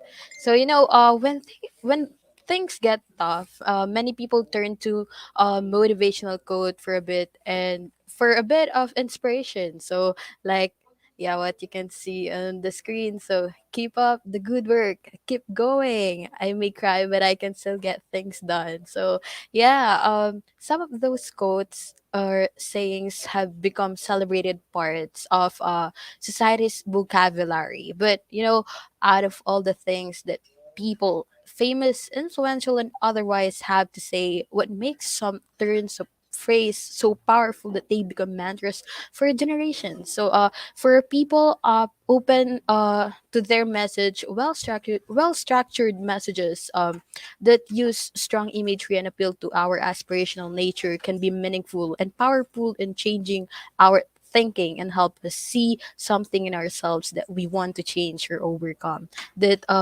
That's one of the main reasons that these quotes or sayings are passed on for generations. So, yep. Why is motivation important? No. So why do we care about what people want, what they wanted? How about because it can improve our lives, right? So motivation is the driving force that gets you to your goals and dreams. Because without motivation, it would be very challenging to change or accomplish much of anything. Understanding motivation gives us many valuable insights into human nature. It explains why we set goals, strive for achievement and power, why we desire for psychological intimacy and biological sex, why we experience emotions like fear, anger, and compassion. So, yep. So again, why is motivation important? First, it provides you with goals to work towards, help you solve problems, helps you change old habits, helps you cope up with challenges and opportunities. So, for the next slide, um, getting motivated. So, finding ways to increase motivation is crucial because it allows us to change behavior, develop competencies, be creative, set goals, grow interest, make plans, develop talents, and boost engagement. So there are many health benefits of increased motivation. Motivation is a psychological state is linked to our physiology. So when our motivation is depleted, our functioning and well-being suffer. So most people struggle with motivation, but it is even more challenging if you have trigger warning mental health issues such as depression or anxiety. But yeah, here are some tips that you can actually follow. So first is set yourself one specific goal. So try to start with a short-term goal first, then after that you can go ahead and try to explore bigger things. So next is think about how to include that goal in your life, what you need to do to make it happen, and then put a time frame on it. So yeah, those small short little goals can actually change your life. So yeah, try to contextualize it on a daily basis. So think of the things that you should add or remove from your routine to make it happen, and then try to put a time frame. So that goal may be done in a day, a week, or a month or so, but it's actually up to you. So the third one, break your goal into small, easy tasks and set regular reminders. So for that, after you plan everything, make sure that the plan starts from the easiest thing to do, and then moving forward, try to make it bigger, and then yeah, set regular reminders to ensure that the things are working. So yeah, for the last one, use your family and friends as a support, and tell them about your goals and encourage them to help you keep motivated. So yeah, I know that this may not be applicable to everyone, but for those who can, please try to incorporate your loved ones into your goals. So try to tell them that you have something in you that you want to change, or you want something that you want to achieve, because for sure those who really loves you will definitely encourage you and support you to achieve the goal that you have set for yourself. And just to add, for this one, this is actually applicable for all. Use yourself to be able to move. So like people in your surrounding may change, but the decision to change is always in your hand. So if it's you who want to achieve something, it is you who needs to be motivated. So motivate yourself in order to achieve your goal. So remember, you always have yourself, so in order not to lose it, always choose you. So yeah, for the next one. So yeah, self motivation and productivity. So when your productivity is good, you tend to get higher respect and higher recognition in your organization. So there are multiple reasons. You can increase your productivity. So one of the key components among them is self motivation. So there is so much of work around you that is difficult to always be energetic and motivated, but you can try few tricks which you can remain self motivated. So here are some. One second. Oh, oh no, wait. Yeah. Oops. Yeah, that one. Okay, so first, goal setting for yourself. So you can set goals for yourself. So these goals can be for short term or long term. You need to be careful while setting goals for yourself, since they can motivate you or demotivate you. But it's better to set goals which are small, yet they have importance in your career. So if you can reach the goals you defined, you can get motivated and can also be highly productive. So next is work hard irrespective of the results. So you need to work hard if you wish to achieve something or anything in your life. So there is no alternative to hard work, because hard work is also a medium to remain productive throughout your career. So when when you know that you are working hard to achieve something, there is always a sense of hope of positive result, and hence you tend to be productive.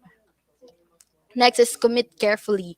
If you have committed something to your boss regarding your work, you need to be careful with respect to the time frame you asked for. If you can complete a task within the stipulated time, you can feel the self motivation inside you.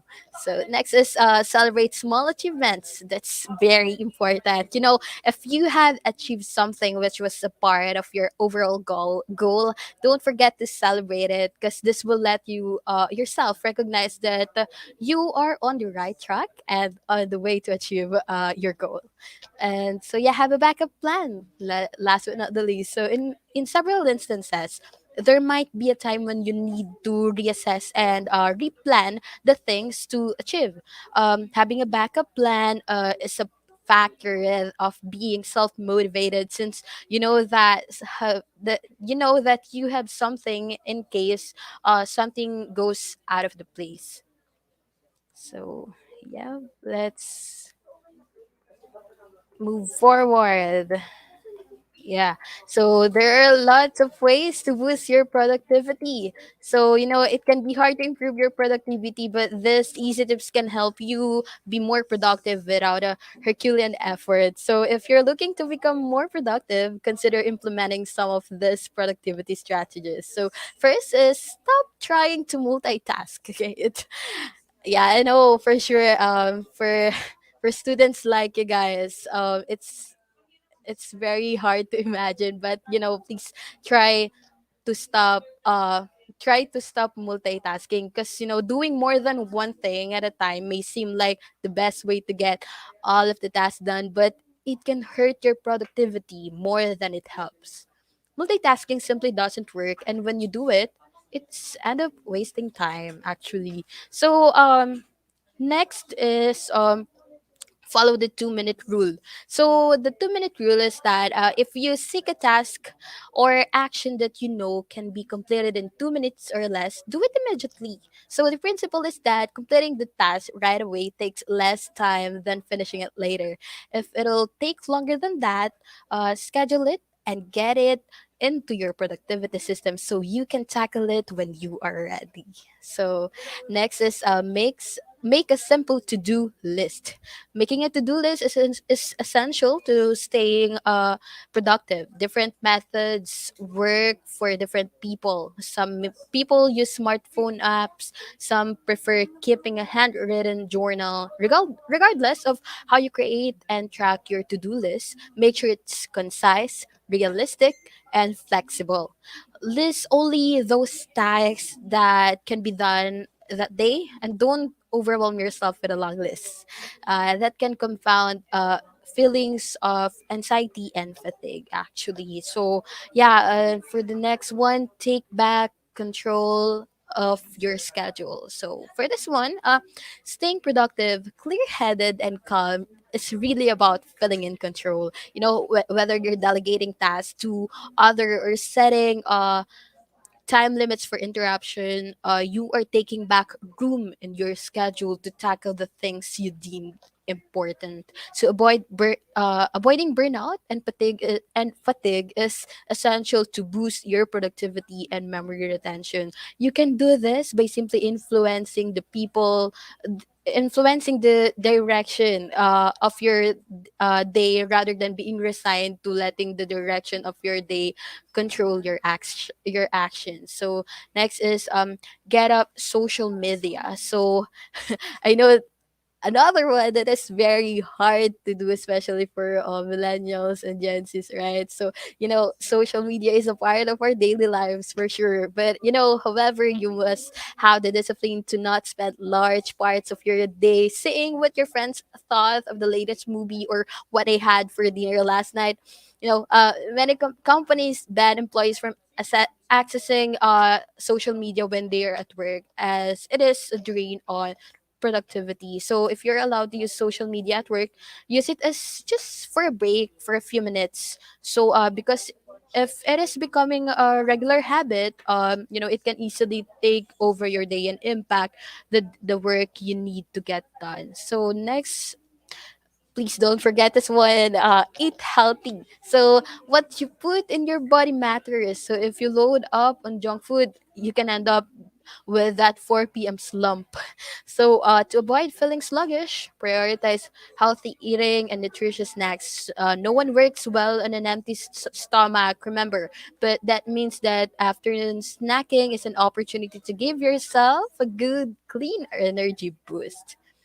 Next is eat lunch with your coworkers. So although you may want to skip lunch to eat a salad at the desk while you work, research shows a boost in employee productivity and morale when employees eat together. So eating with your coworkers can help you build social relationships, bond with your team, and grow your network. Additionally, it forces you to take a much needed break to relax and unplug from work. So number 20, and the last one, multitasking.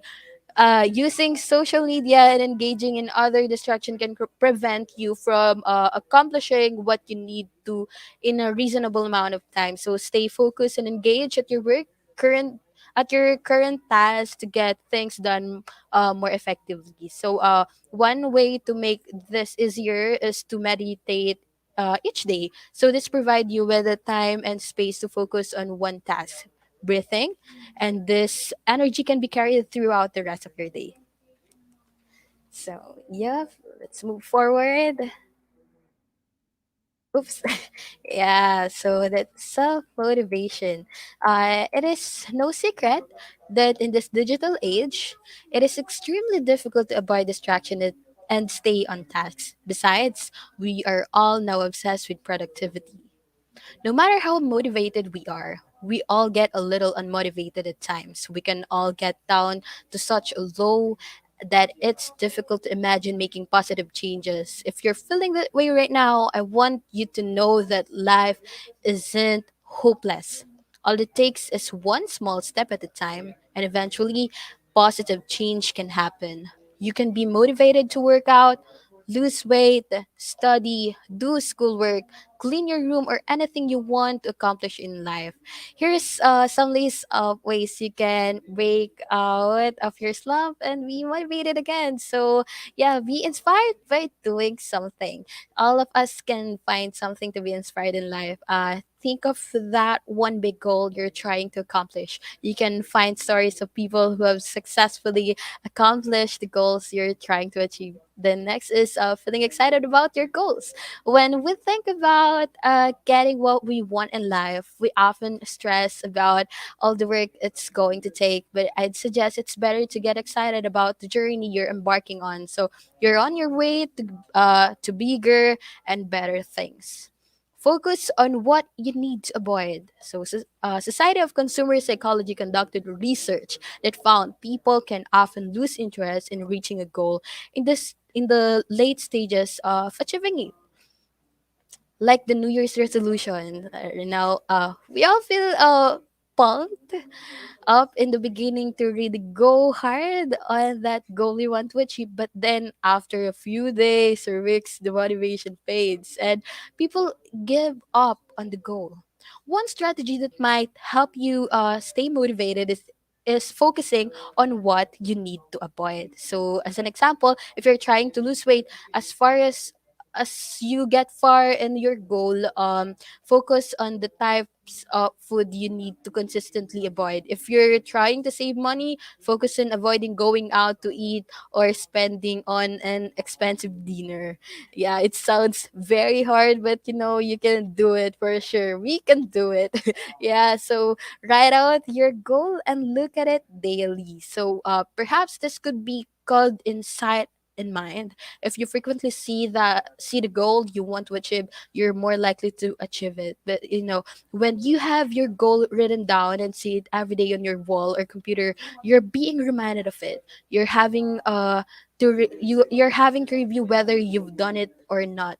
It may seem really simplistic, but just keeping the idea of doing something in your mind will make you more likely to do it. So last is speak positive to yourself. So put yourself in a positive mental attitude through telling yourself how smart you are or how hard uh working you are. Getting in the habit of being encouraged to yourself to help you uh feel up to the task of whatever you're trying to accomplish. So for the last one, yeah. So motivation is something we all have to work on from time to time.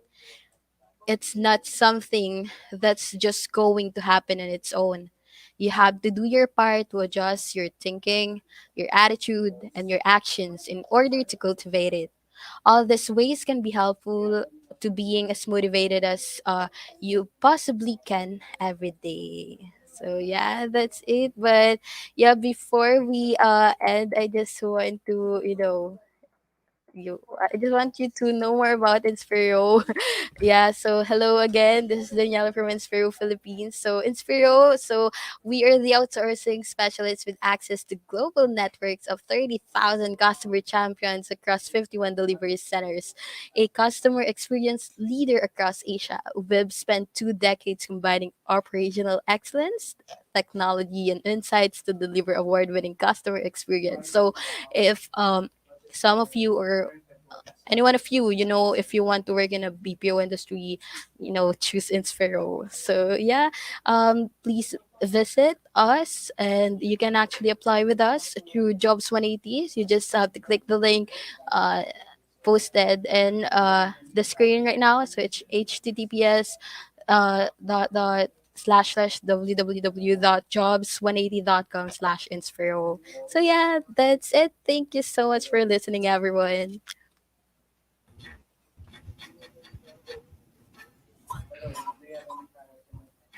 All right. So thank you so much, Miss Daniela. Ayan. So to our audience, so to UE. Ayan. So sa ating live viewers na 980,000, we have 980,000 live viewers. So if you have questions regarding the topic, so please feel free to post your questions in the comment section. So while waiting for questions, Miss Daniela, I'll be asking na po muna a few questions. So here's my first question. So let me know if you're ready po.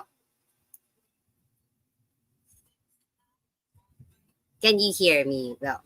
Yes. Yes, yes, I'm All ready. right. So here's my first question. So, from your own experience, Miss Daniela, so how do you manage and overcome this periods of like low motivation and or burnout at work? Actually, it's very hard to overcome, especially these days.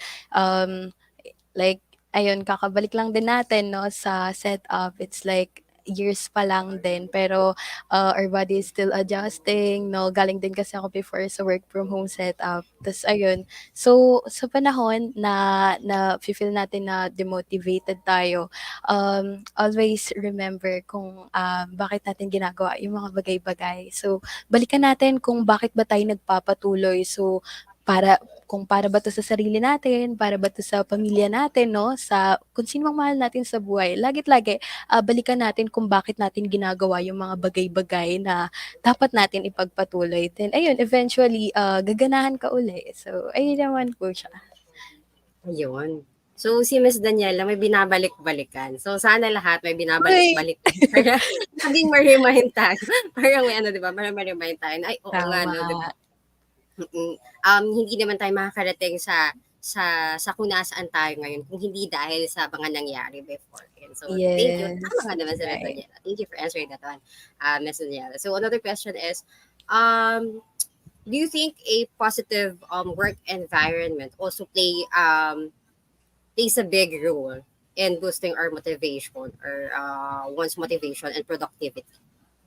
Yes, for sure 'no, yung, kung may positive, environment tayo sa workplace, sobrang laking bagay niya kasi, yung ano kasi, yung motivation makukuha mo siya hindi lang siya sa labas, hindi lang siya sa mga sa pinagkukunan mo, actually sa mismong workplace. So kung maayos yung workplace mo, yung pakikitungo sa'yo ng mga katrabaho mo, gano'n ka din sa kanila and everyone is very warm and welcoming. Sobrang laking bagay niya. It actually gives you an excitement feeling, no, para to go sa trabaho. Actually, sa Inspiro, sobrang nafe-feel ko siya kahit nung nagsisimula pa lang ako at ngayon na nagpapatuloy ako, no, sa Inspiro. Sobrang laking bagay na welcoming yung bawat tao na nandito. So, ayun naman po siya.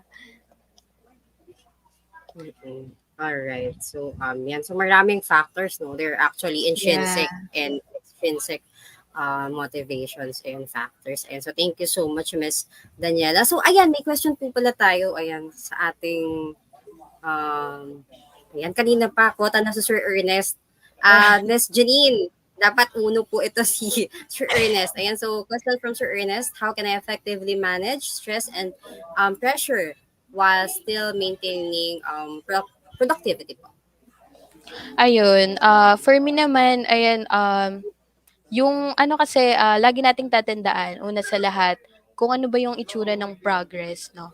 So, yung progreso kasi hindi siya linear, hindi siya laging paangat, hindi naman din siya palaging pababa, hindi siya linear direction lang. Tandaan natin na minsan, paganto siya, minsan bababa siya, no? So, always take time to pause. Hindi naman dapat na pagurin natin yung sarili natin na palagit-lagi bubugbugin natin dahil tayo tao lang rin tayo. So kung may pagkakataon na kaya natin isingit yung pahinga, ayun, magpahinga tayo kahit sa mga sandaling panahon lang. So mula dun, no, nakikita natin na ayun, eventually ayun siya, ano siya, parang part siya ng pagre-recharge natin sa sarili natin. So, ayun lang, to sum it up lang, basta always spare some time to rest para ayun, maging productive pa rin tayo once na ready na tayo to continue our goals.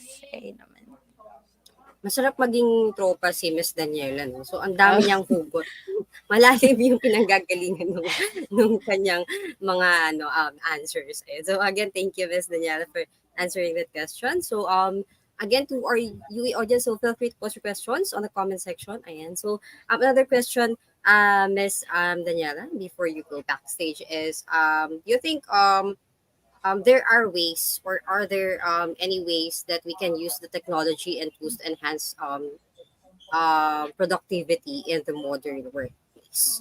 Yes, actually there are lots of apps that we can use para ma-boost yung productivity natin. So ayan, merong yung Google may mga pino-provide sila. So yung kahit yung Google Sheets, pwede natin siyang gamitin bilang planner, ganyan. Meron ding mga apps like Notion, ganyan, no. So para ma-set natin yung goals natin, yung lahat ng mga tasks na meron tayo. So ayun, ayun, mahalaga na piliin natin yung mga apps na i-install natin, ganyan. Tapos, always try din pala na i-limit yung usage natin dun sa mga apps na ginagamit natin for leisure lang, ganyan. So, ayun, magagamit naman natin talaga yung modern technology para mas ma-boost pa natin yung productivity natin. There are lots of apps out there, guys. All right. Thank you so much, Miss Daniela, for answering all our questions. So I think no more questions from the audience. So thank you so much po for sharing your time and your experience po for today's session, and we wish to have you on our next set of webinars. So to our audience, so if you're interested to know more or join Inspiro, so you may visit www.chops180.com/inspiro. Maraming salamat, Miss Daniela. Thank you so much. Thank you, ma'am. Alright, ayan. So, let's move on sa pinaka-highlight ng ating session, where we will do our last part of our session. So this portion po, so we invited a panelist, so from different industries, which is, yan. So let me just, okay. Ayan. So, we have Kooapps from game industry, game development industry, Sagility, healthcare, Oracle, Computer Technology Corp, and EY. Ayan, so assurance, consulting, strategy, and transactions and tax services. So let me introduce our speakers from different fields or industries. So first we have Miss Vera Tabuzo, the senior HR Kooapps. So she's a senior HR in Kooapps, a game development studio in the Philippines for 10 years, and a graduate of AV Development Communication. So next is Mr. Paolo Alvarez, the HR sourcing associate at Sagility. So he's a graduate of Bachelor of Special Needs Education from Quezon City. Our next panelist is Senior Manager for Software Development based in Manila, handling multiple QA developer resources across multiple teams, more than 9 years of management experience, and have witnessed and guided the growth of several teams over this period, and personally handled the training and coaching of new hires. So he is also knowledgeable in several areas of software testing, but highly specialized in UI test using Selenium, and back-end tests in the NetSuite software using the Suite script test framework. So I have no idea what's that all about. Pero later we'll ask Sir Mikhail. Ayan. So the senior manager of software engineering at Oracle NetSuite, Mr. Mikhail Fex Engracia. And last one is Miss Mariel, December Palomares. So that's Senior Associate Talent Attraction and Talent Acquisition from EYGDS. So she has been with in the industry for more than 10 years now and handling different facets of HR. So she started with outbound sourcing, then moved to end-to-end recruitment processing to facilities and employee relations to talent marketing and now handling university partnerships and linkages. Ayan, so we'd like to welcome the panel. Ayan, let's put them all up. Ayan, there. Hi, Miss Royce. Hi, everyone. Good afternoon. Hi everyone. So good afternoon po. So what's gonna happen here is that parang fast talk boy abunda lang siya. Ayan. So this four speakers po from different industries, hindi sila magpe-present pero magkakaroon tayo ng panel interview with them. Ayan. And of course, we've prepared a couple of questions addressed to each one of you. And of course, the viewers may also ask. You are allowed to ask questions po. So just kindly post it on the comment section. And of course, we'll definitely line it up for our speakers for today.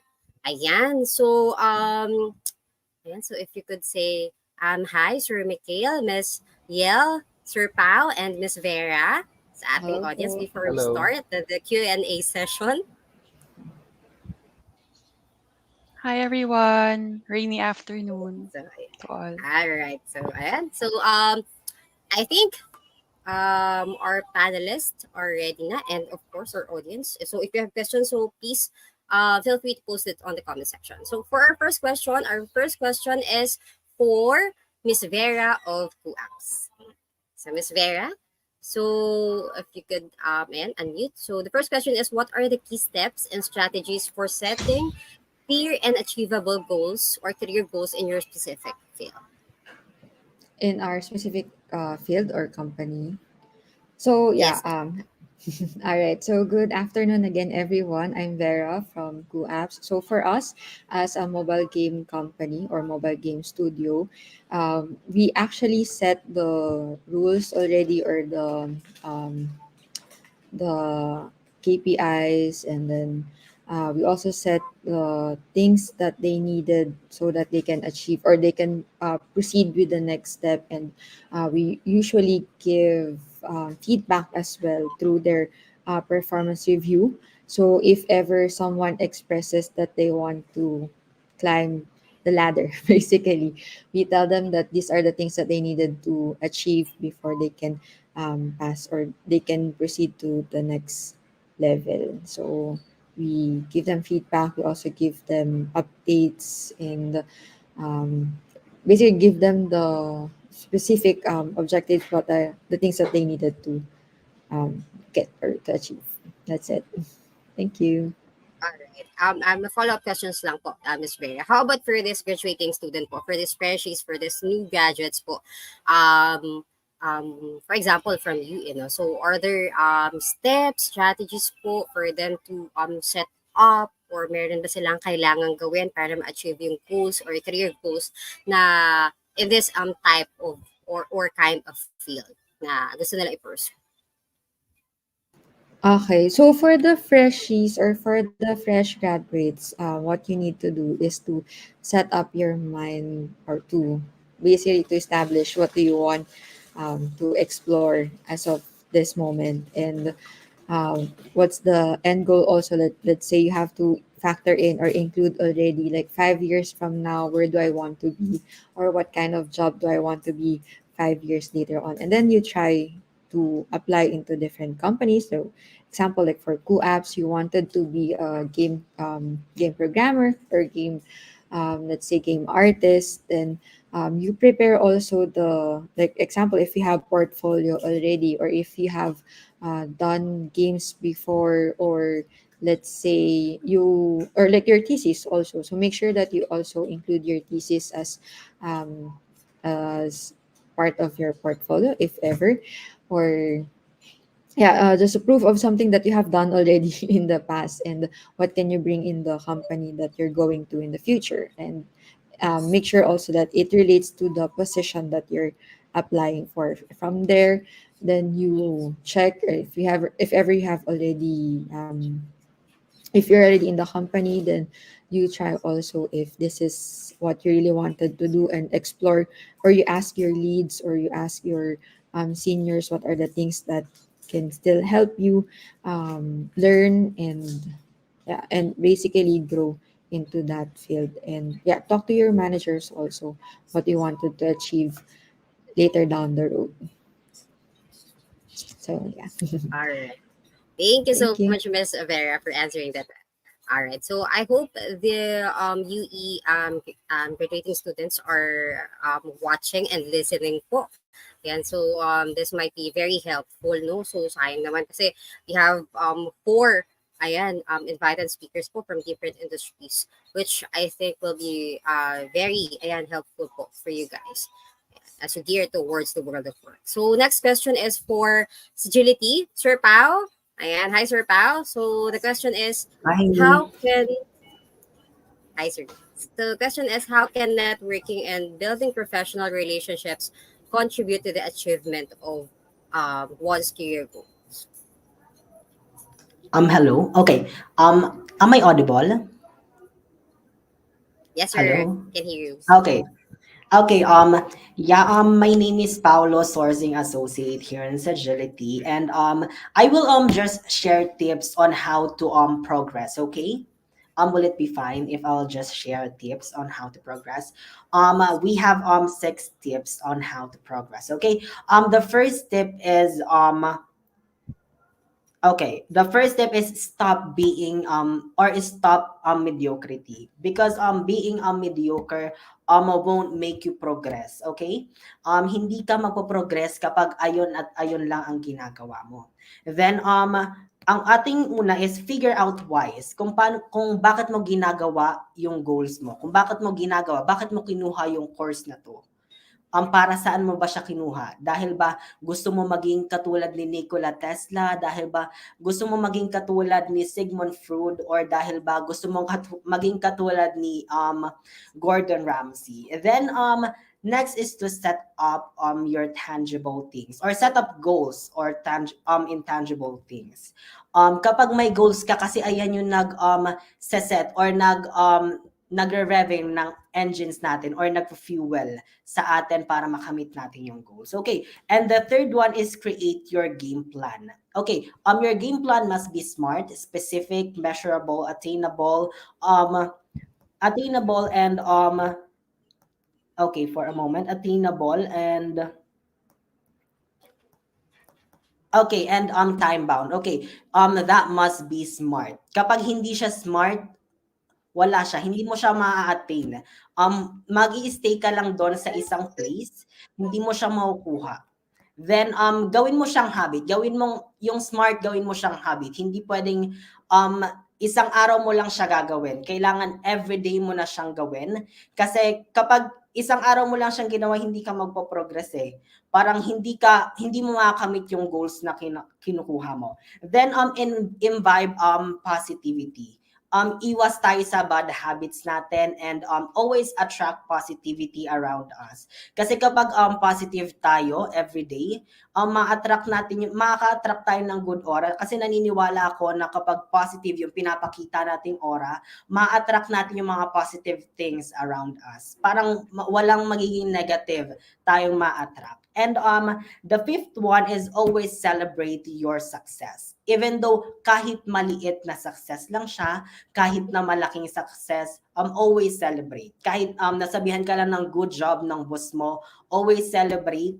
Kasi hindi mo alam kung ano mangyayari bukas. Hindi mo alam na baka bad day ka bukas. Kaya always celebrate your success. And last thing is reflect. Always reflect kung nakuha mo ba yung goals mo. Always reflect if kapag hindi mo nakuha yung goals mo, huwag ka maging sad. Kasi hindi lang doon iikot yung buhay mo palagi sa pagiging sad. Ma-reflect ka, pwede ka mag-breakdown, pero hindi dapat matagal sa stage na yon. Mag-reflect ka and i-feel mo yung success na narating mo today. Okay, All right. So Yes, sir. Yes, sir, Pao. Go ahead. Okay, I have nothing to add naman na po. All right. Thank you so much, Sir Pao. So, next question. So, I'll be asking the same question po. So, Miss Yel. So, if you're ready, Miss Yel. So, I'll be asking the same question that I asked po. Um, um, Ayan, so wala din yung question ko. And so the question is, how can networking and building professional relationships contribute to the achievement of one's career goals? Okay. To be honest, Miss Joyce, I strongly believe in the power of networking and building connections. Especially if you're a fresh graduate, you're new in the company, you're trying to familiarize yourself with your teammates, and then try to connect. Hindi naman kailangan parang sabi nila feeling close agad. So, ano talaga yan, tansyahan. So, perhaps you can, if there are small gatherings, you can attend, or let's say there are town halls or things like that. You can just familiarize yourself with those people, and then build connections in a sense that know how can you can contribute, how can their expertise also contribute in your field, and then eventually, like actually on my end, I just transferred to EY, I think just a year ago.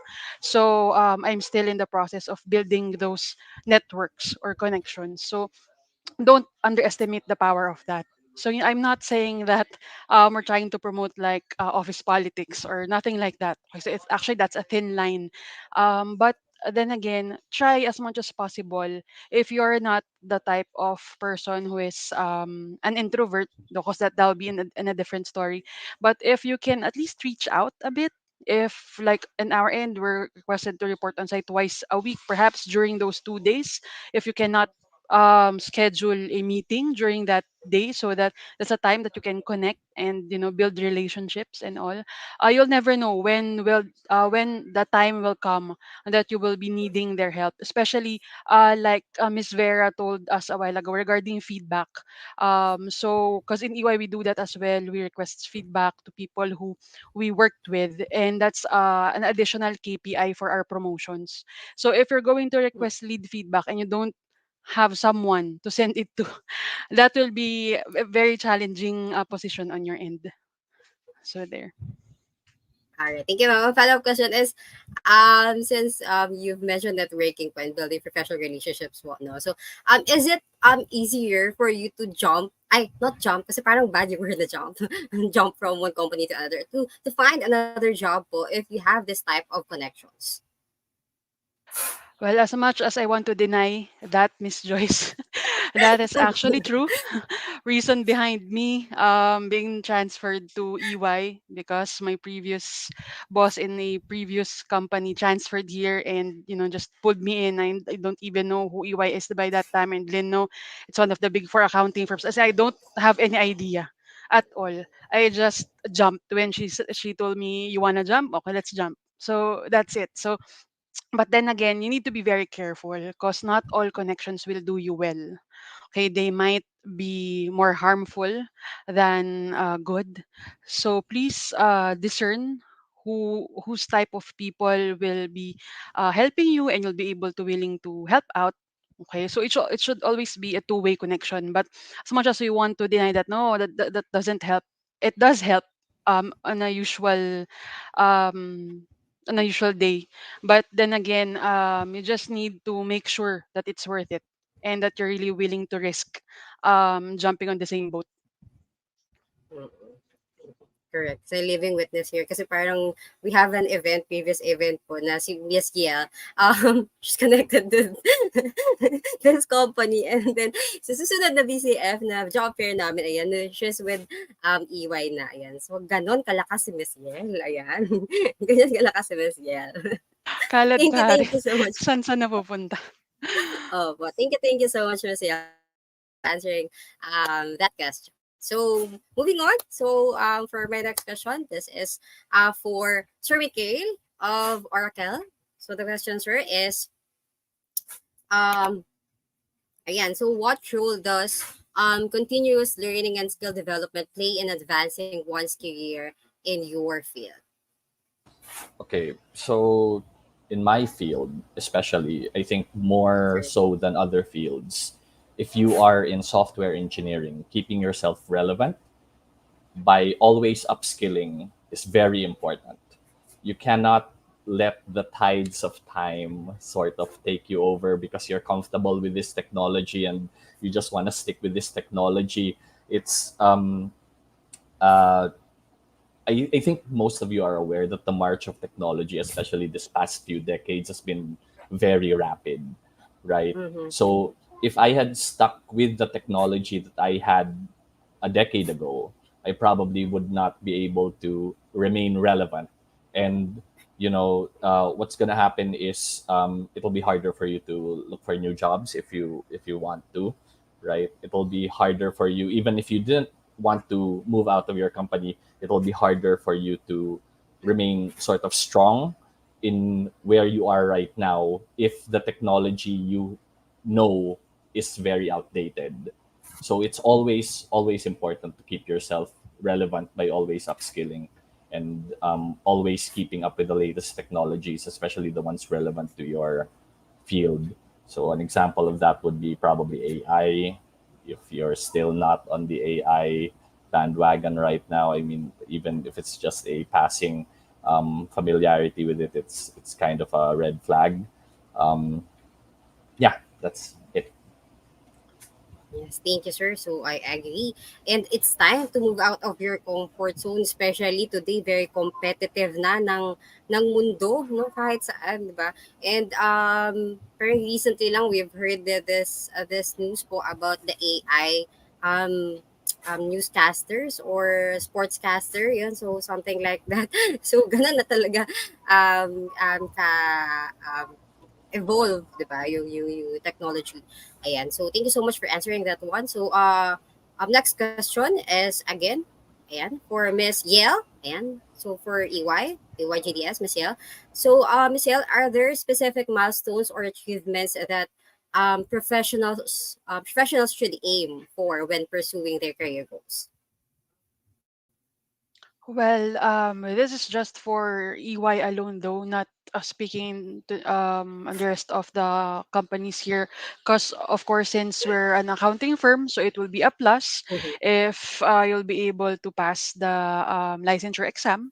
Okay, and if you're part of the audit team, but if you're part of the tax team, as long as you're a graduate of any accountancy related course or business related course, then you can just upskill along the way.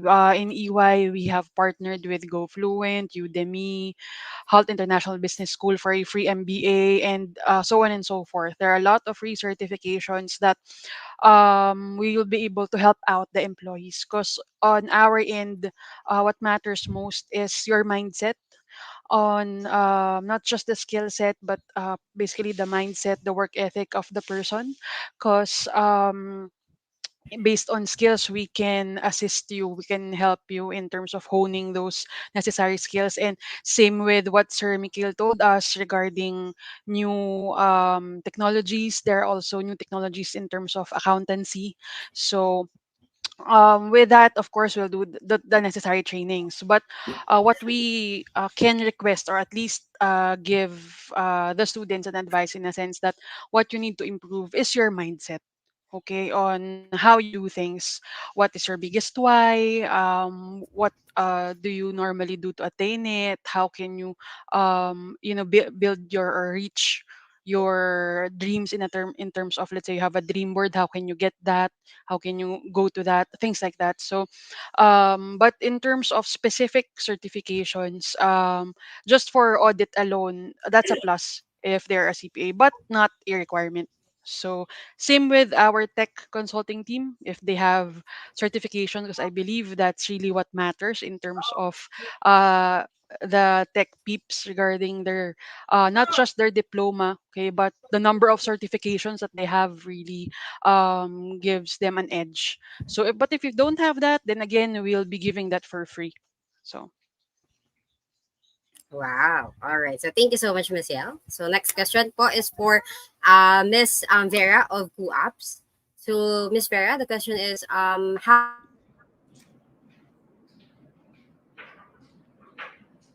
Hello, Miss Joyce. Miss Joyce. Okay. I thought I was the one that got disconnected. Naputol po ata. Apologies po, Okay. ayan. So, kasi paulan na, kaya ating network connection sa Philippines nagpaparamdam. Ayan. So, I hope you can hear me po, loud and clear. Yes po, I can hear it. Mm. Ayan. So, let me repeat the question, Miss Vera. So, again, the question is, how can mentors po or role models help individuals navigate their career paths or reach their goals? Mm. Okay, so for the senior naman and yung mga or basically yung mga those who are higher up. So basically, you still need to stick to your values also, and parang kumbaga wag pangunahan ng position or ng title that you have right now, and yun na lang yung maging ano nyo. You still have to parang you still have to connect with the young ones na this is how you started as well, and relate to them na how or like kung paano ka nakarating dun sa position na yun is you also parang you also give it to the young ones to guide them na this is the path on how you can do it, but also not too much of spoon feeding as well na or you don't force everything that you know, or I mean you don't force everything that you have went through kasi baka naman na the younger ones also can teach us other things that we weren't able to do before, so they actually have another or like basically fresh eyes for how to solve things, especially with after the pandemic when parang halos everyone is very tech savvy. So, ayan, they have fresh eyes also on how to solve things or solve problems. So, you also open them to explore and then also get challenges. And another thing is, yun nga, so since you're already a mentor or like in a senior position, so you also lead by example. Parang you don't just preach, but you don't do what you're telling them. So yeah, those are the things that I can share or I can give suggestions. Ayan. Ayan. Let's Thank walk you. the talk. Sabi po. Ayan. So, thank you so much, Miss Vera. Ayan. So, another question po. Ayan. So, for Sir Mikhail. Ayan. Before I go to Sir Pao. So, the question is for Sir Mikhail. So, the question is, are there industry-specific certifications po or qualifications that you think can enhance career prospects, and how can they be obtained? Well, that depends where you what your specialization is. So, for example, in my company where we are right now, we do offer certifications for the NetSuite software. That's why I have the Oracle NetSuite uh, logo on.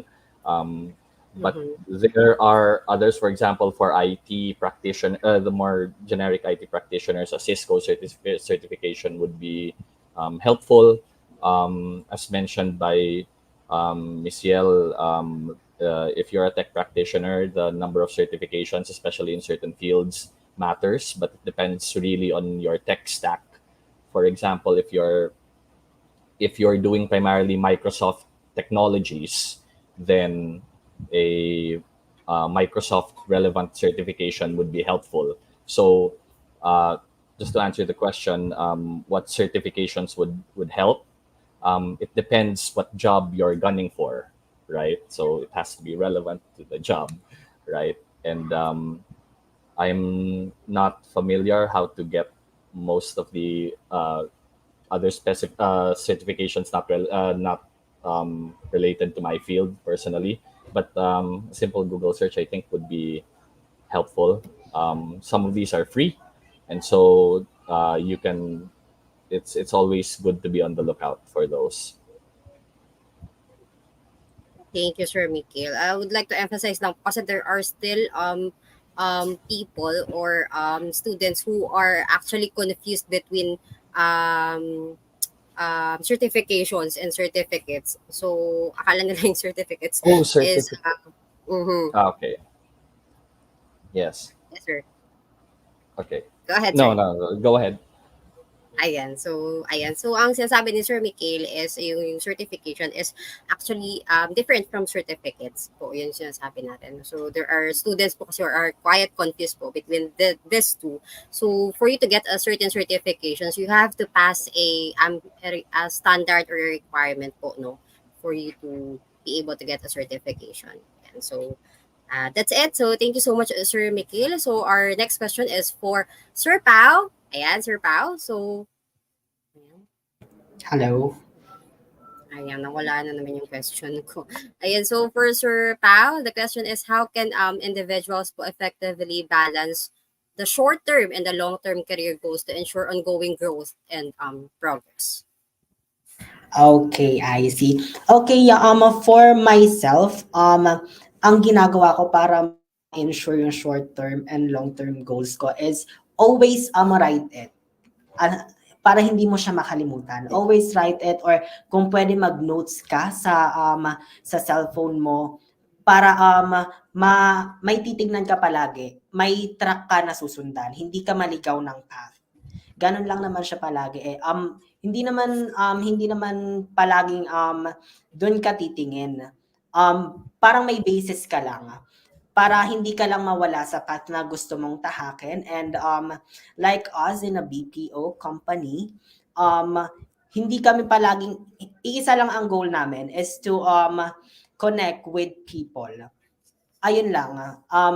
Always put your long-term goals and short-term goals noted para hindi ka mawala sa landas mo, and ma-achieve mo yung goals na gusto mong makamit. Like dito katulad sa mga students natin, if they want to be like Gordon Ramsay, kailangan alam na nila kung ano yung path na tinahak ni Gordon Ramsay. Hindi parang ayun, maging ang susundan lang nila yung path na tinahak ni Gordon Ramsay para hindi sila maligaw, para hindi maging parang putyo-putyo lang sila in the future. Thank you so much, Sir Pao. And of course, if I may add, no, so we can also apply po yung sinabi ni Miss Vera about the KPI, the key performance indicators, yung milestones, deliverables, and compare them with your expected results and timelines na gusto mong ma-achieve. Ayan. So thank you so much po, Sir Pao, for answering that one. So another question. The question is for, ayan, Sir Mikhail again.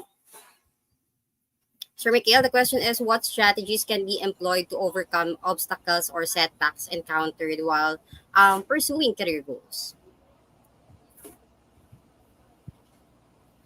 Sorry, can you repeat the question? And so the question is, what are the strategies that can be employed to overcome like obstacles or setbacks encountered while pursuing career goals, especially po for our fresh graduates since medyo hindi pa sila luto, no? So talagang hinuhon pa lang sila, no? Okay, so for a fresh grad, I think my advice would be personally, it depends on your attitude on how to handle setbacks. It's a major factor kapag, okay, so things are not going your way, no? So you experience a setback. You cannot just give up, right? Life will knock you down, but you have to get back up and dust yourself off, keep going. It's okay, right? And this is something I see with some fresh grads. They are quite easily demotivated. I think that's why we had the talk about the motivation thing kanina, right? It's very important that you keep yourself grounded with what motivates you, kasi it's life. It's not always going to go your way, right? Sometimes sometimes life sucks, but you have to pick yourself up. You have to keep going, and you have to. So that's number one, right? The mindset has to be there. You have to fix that first, and then second is you have to look at your how do I say this? Your parang goal setting, ganon. you need to know how to advance to the next step, right? So since nadapa ka, tap- and then you get back up, taking that next first step might be very difficult. So you need to strategize on what your specific next steps will be, and then take it from there, baby steps lang, and then hopefully babalik ka dun sa tamang momentum. Okay? So that's how I personally would handle it. Thank you so much for that, Sir Mikhail. And syempre, hindi rin naman pare-pareho yung araw. No? So may araw talaga na down ka. Syempre, may araw rin naman na, ayan, so left ka. Wow. Ayan. So thank you so much for that, Sir Mikhail. So our next question is for Miss Yel. Ayan, Miss Yel. So in your field, what are some emerging trends po or opportunities that individuals should consider when planning their career trajectories? That's a good question. Actually, for emerging trends right now, I do understand that people are aware already that sustainability has been in the air for quite some time, and even in assurance or in audit, it's there. So people just had this notion that if it's audit, it's just simply auditing expenses, period. So on our end, under assurance or under audit, we also have forensics, we also have robotics, things like that. So again, like what Sir Mikhail a while ago told us, you need to be at par with what's happening around you. If you're not familiar with, let's say, generative AI, you're not familiar with that there are already softwares who do some accounting works, let's say, or basic accounting things, then you should do your research. That's why there's we can use actually social media, not just in for leisure. Okay. um you can use TikTok, YouTube, FB, whatever it is that you use for your improvement in terms of knowledge. Okay, surprisingly, hindi na siya puro sayaw-sayaw lang. Baka kasi yun lang nasa isip ng ibang tao. You can actually scroll there. You can see that there are a lot of new trends in terms of um, what they call this technology in terms of tax and audit. So I hope for especially for those who are taking up BSA, any accountancy related and business related courses, I hope you'll stay there. You'll stay aware of what's happening, okay, or else you'll have a hard time us, because we'll not be spoon feeding you, right? Like Miss Vera told you guys a while ago, it's a different world out here, and their competition is at its peak. So once you though we will be supporting you in terms of training, in terms of shadowing, but still it depends on how interested and what's your mindset is. So you need to be always checking what are the softwares that is being used right now, what's more effective, if they're using Microsoft still, ServiceNow or whatnot. Okay, so it depends on what field you are. So just make sure that you're always updated. So there. Thank you, Miss Yel. So, ayan. So, tama po, no? So, meron din namang positive sa yung pagiging, tutok lagi, babad lagi sa cellphone or sa internet 24 hours.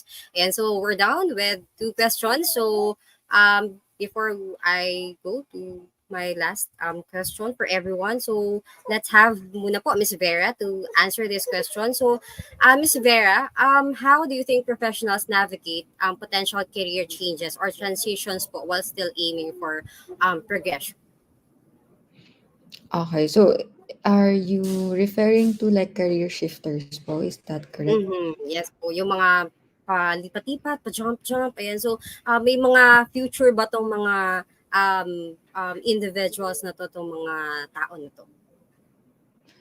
I think yes, they still have that career progression, but Mm-hmm. one thing that I'm not sure lang is um, what do you call that? Like until what? Or kasi it's like when you jump into different careers. I mean I've seen some feedback then or some notes that they jump boats or they jump into different careers. Well, first it's because of salary. I think others would say that when you jump into new company or new industry, you get like increases that you can find in another job. But for me personally, I haven't tried. So I don't have much that feedback because yeah, I've stayed in my company for like 10 years already. So there's nothing much that I can give, or like uh, what say might not be applicable to everyone also. And but we also have other employees that have shifted careers already, like from different path, and now they're working as like game programmers, or they're working in a different field as what they have used to, or that as what they have gone through, and then actually they're still here. And they're already following the levels that we gave them. These are the things that you can do so that you can be promoted to the next step. Or if you want to because we also have what do you call that, like shifting roles. If ever like there are emerging roles also, we move that person to another position or department if we think that their potential actually suits the other or this new position or new role. So actually we have last time, from what Miss Yel mentioned before, the new um, emerging trends. So before, for our marketing team, we only have like brand marketing, and then brand marketing. So basically those who handle the promotion of our games in different platforms and also different methods. Right now we have content creator actually. So we ventured into YouTube and other things. So for us, like for our company, we somehow like we experiment, or we form new position so that their potential and then their strong suit can actually get the most out of it. So that's what I can say. But with regards to shifting different or like keep on jumping shape, sorry, I'll be honest, but I don't have much feedback or like comment on that. But and also with the staff that we have, the turnover rate is actually very little or very small. So yeah, and basically those who applied to us and get hired with the position that they have, um, they're actually still here and they just leveled up. So yeah, thank you. All right. Thank you so much, Miss Vera, for that honest opinion. And now we know that it doesn't mean that you get transferred from one role to another. You get demoted. Ayan. Thank you so much, Miss Vera. So here's my last question po. So this is for everyone. So let's have first Sir Pao of Sagility. Sir Pao, the question is, what are your expectations, or are there any expectations you had about this career path of yours that you have found differed from reality in both good or bad way? Hello. I can't really understand your question. What is it I again? Okay, let me repeat my question, sir. So the question is, are there any expectations or expectations you had about this career path po that you have found differed from reality? So in both good way or bad way. Okay, I see. I think I am in the right position right now because actually during my college ang tinake ko is Bachelor of Special Needs Education, which is teaching talaga dapat ang profession ko ngayon.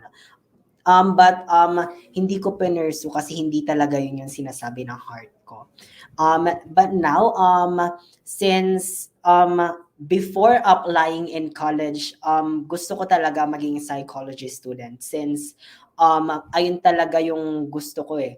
Wala lang sa school na pinasukan ko yung psychology. So gusto ko maging mag-work sa industrial. So right now, nandito na ako sa HR recruitment ng Sagility, one of the BPO company. And I'm good with it. I'm at peace with it naman ako. All right. So thank you so much, Sir Pao. So let's have Miss Vera. Ay, sorry, Sir Mikhail na lang po muna. Para makahinga naman konti si Miss Vera. Sir Mikhail, same question po. So, what are your expectations po that you have had about this career path of yours that you've found different from reality in both good or bad way? It's a tough question. So step one, you go to jobs180.com/oracleph. Dun muna tayo. And then Alright, sir. that's step one. Okay. Pero joking aside, no, I think in general, magaganda yung mga advice na binigay ng mga tao. Motivation is important, and it's really a tough world out there. You will realize kaagad na sobrang ibang-iba yung school life sa reality out there. You're now being paid to do things, and it's that comes with monumental expectations, no? And because of this, parang you have to push yourself further. And my point is that yung siguro bigyan ko na lang ng advice yung fresh grads, no, na parang you have to keep going and stick with what motivates you, and have confidence in what you know, so that you can impress that yung first batch of interviewers, ganon, and hopefully build your career. So that's what we're ayun, something that was not mentioned as much, I think, is you need to do like a little bit of soul searching to sort of start building your career. Parang, is this really for me, as Sir Pao mentioned, no, na parang he realized later on na ito pala talaga yung para sa kanya, ganun. So medyo you have to go on a similar journey na kasi ako din, I went through multiple separate mini jumps. Hindi siya sobrang laking jump. So for example, nung college, I took a specialization in robotics. Hindi ko siya ginamit kasi ayoko siya. Pero I went into web apps development, and then that's when I discovered the QA specialization na I really like software testing pala, and now I'm a manager. So alam mo yun, you go into this little journey building, this journey where you build your career yourself, and you really have to ask yourself these tough questions. If hindi mo pa rin alam kung what you're gonna be and graduating ka na, dapat medyo tanungin mo na yung sarili mo parang kung ano ba talaga yung gagawin mo for the rest of your life, ganun. Pero it doesn't end there. I mean, you can do mini jumps as you learn more about yourself. I mean, nobody really off the bat knows themselves, di ba? Pero ayun, siguro yun lang yung advice na mabibigay ko. Thank you. Ayan. Thank you so much, Sir Mikhail. Diba, I remember parang high school, 4th year ata yung we have NCAI, tama ba yung NCAE? May exam para i-check kung saan field ka talaga bagay. Pero it turns out na pagdating mo ng college, ay hindi pala ito talaga yung sa akin. So ito yung path na para sa akin. Pero after graduation ng college, marirealize mo na hindi pa rin pala yun yung path. So mahaba-haba talaga yung daan, yun ba, yung pay para maisip mo na ito na talaga yung for you. Pero ayun, thank you so much for that knowledge, ang tawag dito, wisdom, Sir Mickey. Ayan, so let's have Miss Vera, since nabitin si Miss Vera. Ayan, so next, Miss Vera. Ayan, ihuli na po natin si Miss Hill since siya ang pinakabata sa panelist natin. Ayan, Miss Vera, same question, ma'am. Sorry, can you repeat the question po? Kasi Question, ma'am, masyadong is, natuwa sa mga ano nila, sa mga answers. So, ang dami-dami natin narinig na oo. bago. Ayan. So, question, ma'am, is, what are your expectations po that you had about your career path po that you have found different from reality in both good way or bad way? Expectations ng ano po, sorry. That you had po. Akala mo, yun na yun, para yun pala. Okay. Actually, I think most of us can relate. We didn't have the senior high I think most of most of the panelists here didn't experience the senior high, so we didn't have that um, stage or period wherein we actually get to think what are the things that we wanted to do, or what track we wanted to pursue later on, especially after going to college. So after high school, where everything is in like mix already. I mean, you don't have that track yet, or you don't have that specialization. And I actually took development communication that's related to media studies. And then after I graduated, I thought like I'm going to the film industry or media industry, but it turns out I ended up in game in game company and as an HR or recruiter. So it's very far from what I have imagined. But um, when I also asked the senior, or like those who graduated before us, I asked them also, how did you prepare, and was it um and if their job that they're holding on to is actually what they wanted to do first. They said no. And then I was having like existential crisis before. So what am I gonna do now? Like, am I still going to do film or media, or do something related to teaching? But after some time, it I just realized that it doesn't matter, because from what the others told me also, like communication is everywhere. Like even if you go to tech or to tech industry, media, everything needs to be, or everything needs communication. So basically, that's why I'm here also to, I mean, apply what I learned for the communication aspect or communication aspect. And actually, I found some. I mean, there are times that I don't know if I'm doing the right things, but after a long day, there are things that I get remind, or like things that remind me that what I did was actually the right path. Sometimes you don't see it now, or you don't see it right away, but in the long term you'll realize, okay, kaya pala kasi you're leading towards this um path, or towards this um parang you're readying yourself towards this. So yun lang. And I think just be ready for any challenges, and wag ma-distract agad-agad. And I think Sir Paolo also mentioned earlier, like for your goals, you list them down.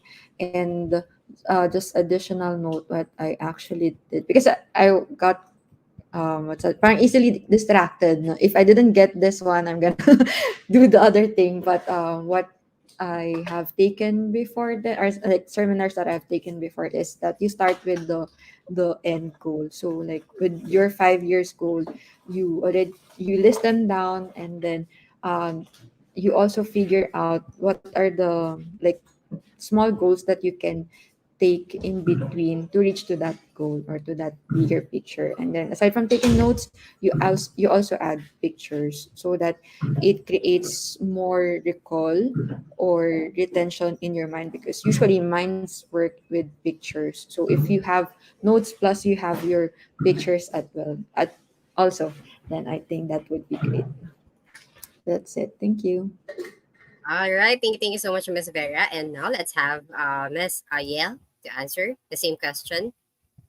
Okay, so mine will just be short and sweet. I'm not sure if we're already on overtime, but for me, my initial goal way back when I was in college is I want to live abroad, work abroad, etc. But the wrong thing is that I didn't do what Sir Pao told us a while ago. I didn't write.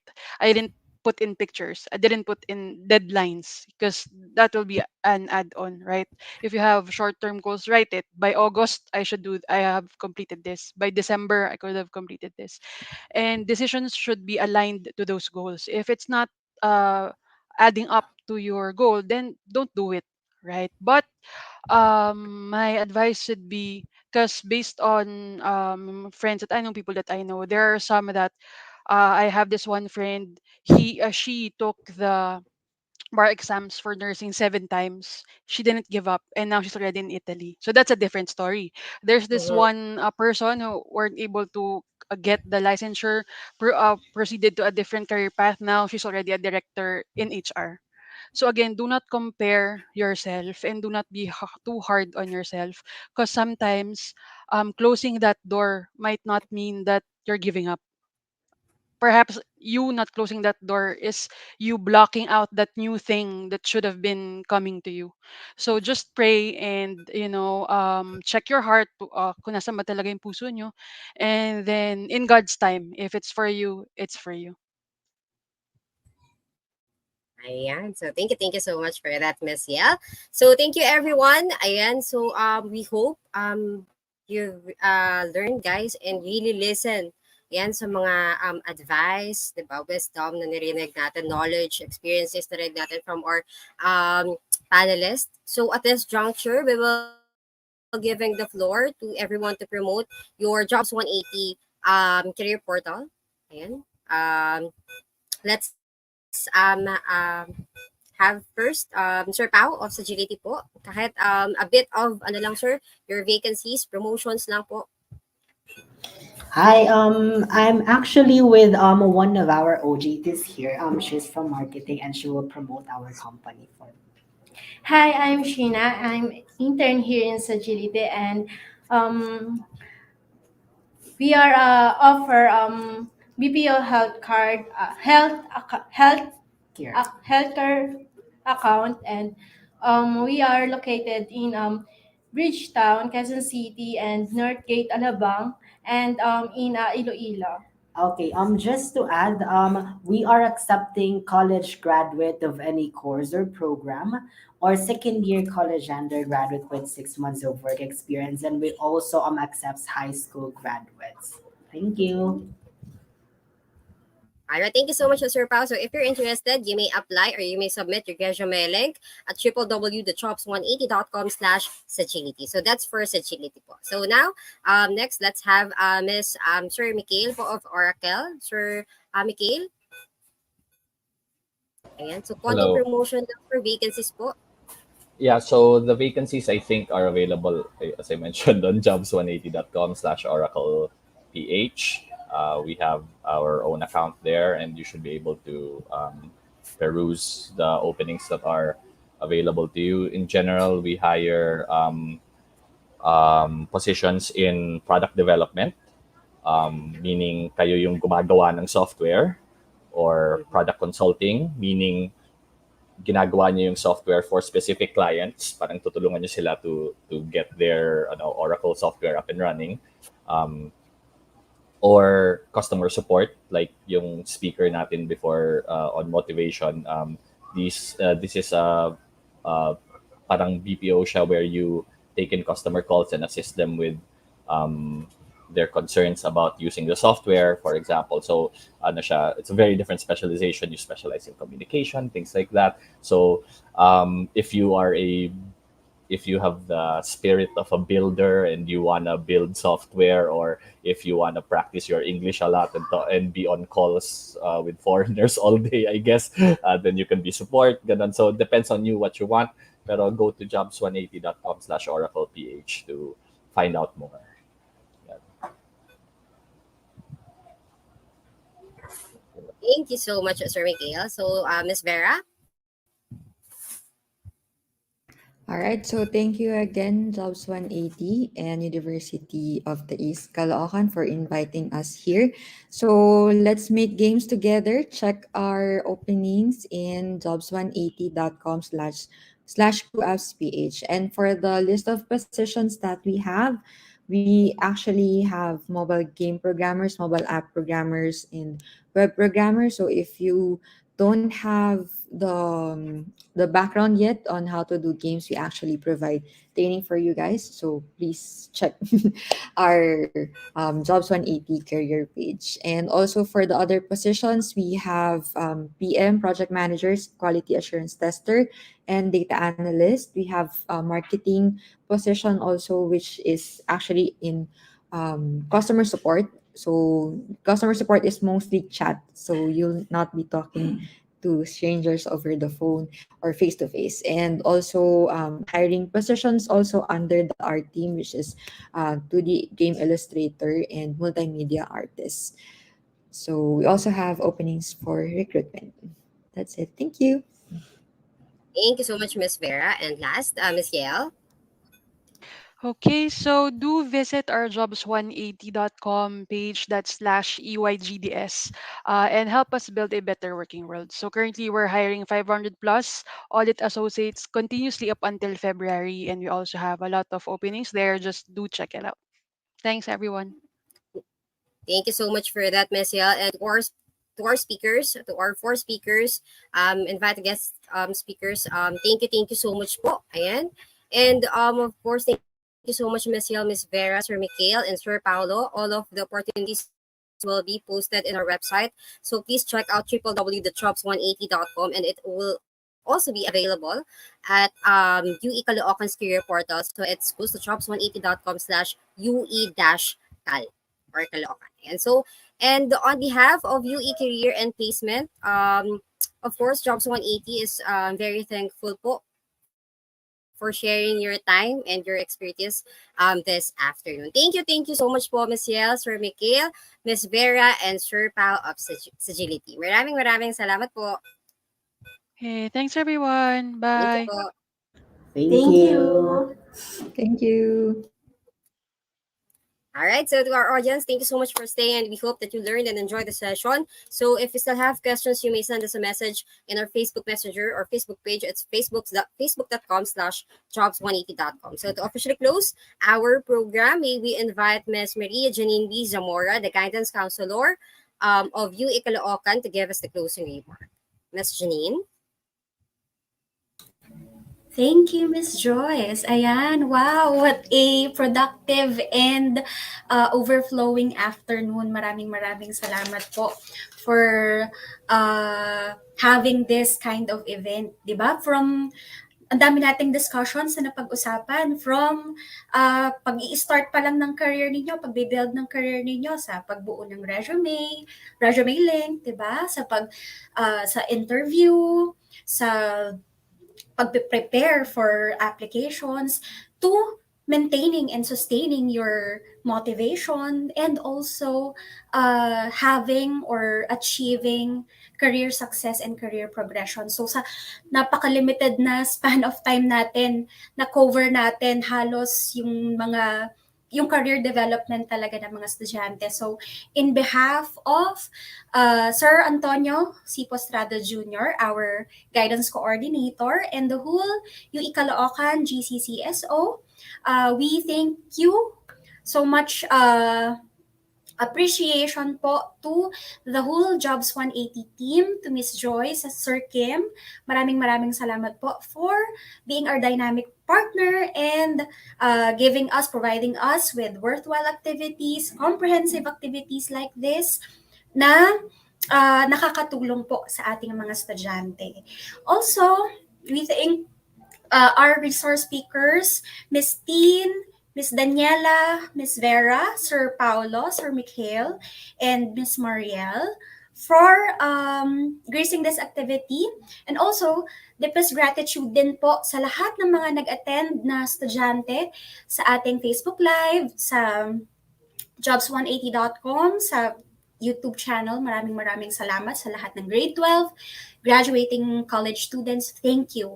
And we hope na natuto kayo. You have learned something na magagamit ninyo for your career development. Here's to fueling future success stories. Thank you so much po. Have a great weekend ahead. Ayan. So thank you so much as well, Ms. Janine. Thank you po for reaching out again and trusting Jobs 180 again to power your event. So ayan, so we have another session pa and event pa with UE Caloocan. So please watch out sa susunod na mga events and schedules na yan. So thank you so much, Miss Janine, Sir John Pastrado. So maraming salamat po. Ayan, for trusting again and again Jobs 180. Ayan, so there you have it, guys. We are done with the talk proper and successfully tackled all the topics assigned for today's session. So please, and do not forget to evaluate this event. So the link will be flashing, like so. Yeah, the link is flashed on your screen and it's also available at the comment section. So kindly scan the QR. So this will serve as attendance.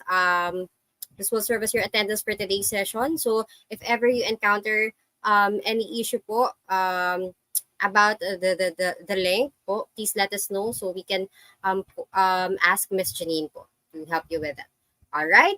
So we would like to thank each one of you guys. Maraming salamat, and we hope that the webinar helps you and be prepared in the world of work. And again, we would like to thank UE for collaborating with Jobs 180. Ayan, and please watch out for the next set of webinars we are going to host for. Please check our Facebook page for the topics that will be discussed. And you are welcome, guys, to join in on those sessions too. So if you think that you've missed this session, so feel free to visit again our Facebook page, our Jobs 180 YouTube channel, so to rewatch this webinar. So the program is finally concluded. This is your host, Joyce Katakutan. We will see you soon and have a great afternoon. Ingat, everyone. In Makati Medical Center, your well-being does not stop. We promote a healthy normal by complying with 100% safety protocols in our facilities. With world-class service and operational excellence, we ensure that Makati Med meets the global healthcare standards of JCI. No matter the nature of your visit, your health is our priority. So you are always safe in Makati Med, the hospital with a heart.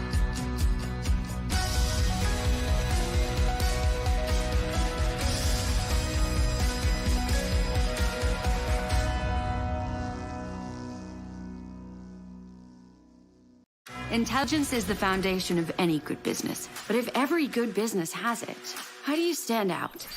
Intuition.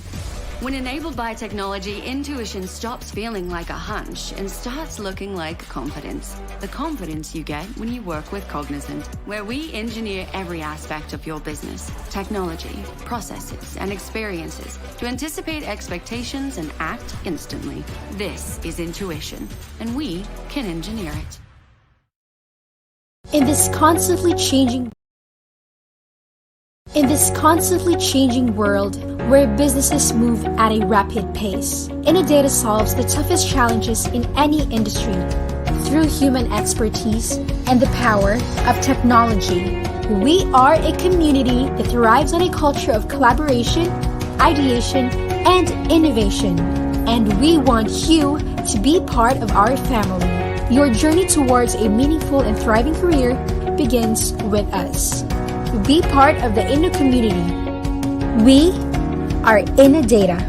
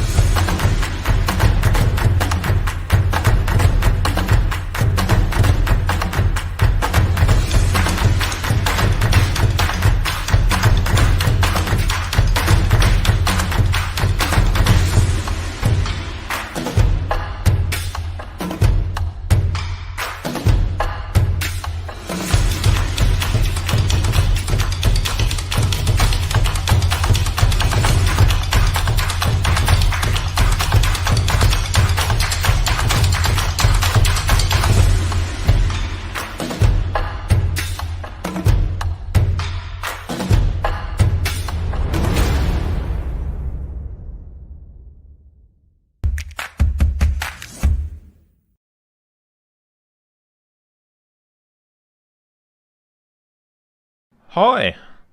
Welcome to Manulife IT Delivery Centres Asia, or MIT-DC. This is also MIT-DC. This is a MIT-DC office. We'll get to meet each other either here or virtually. They are MIT-DC, and they're MIT-DC. They're MIT-DC. He's also MIT-DC. They like to pair program. You'll be working with them and with other people across Asia, Canada and North America as part of Manulife, a leading global financial services provider. Today, I'd like to introduce our high-performing team engagement framework. It is key to ensuring that MIT-DC is an enjoyable, rewarding and productive place to work. The framework is made up of 5 key elements. 1. A psychologically safe, accountable and productive environment, powered by Kaizen. 2. Management accountability, leaders listening and taking action on your feedback. 3. Shared values and a strategic understanding of our purpose in the company. 4. The employee needs hierarchy that ensures that you not only have what you need to do your work, but also recognition, a happy team dynamic, and individual growth. And finally, 5.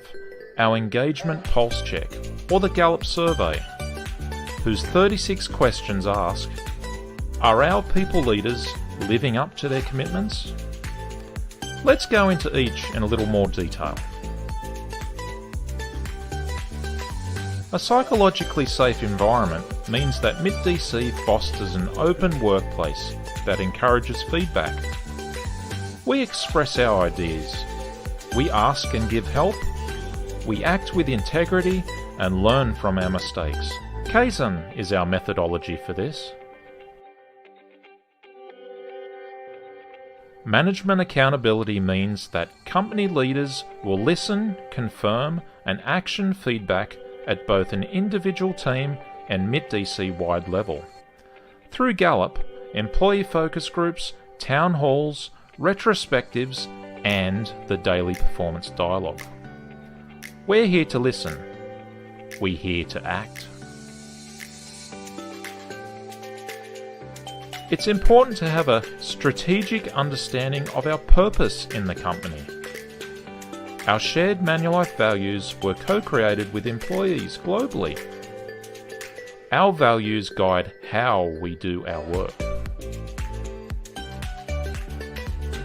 The employee needs hierarchy ensures that not only are basic needs met, but also individual recognition, a happy team dynamic, and personal growth opportunities. These are part of your needs that Manulife passionately works on with you every day. And lastly, we have the Engagement Pulse Check, or Gallup Poll, whose 36 questions are directly linked to our framework. And, as always, you can give us open feedback too. This allows us to improve and action at both an individual and collective team level. The format follows an agreement scale that goes from strongly agree to strongly disagree. The result is a measure of our engagement relative to other teams and the industry. So that's our high-performing team engagement framework in a nutshell. We're quite excited to hear from you. Until then, remember, we're getting better every day. Bye!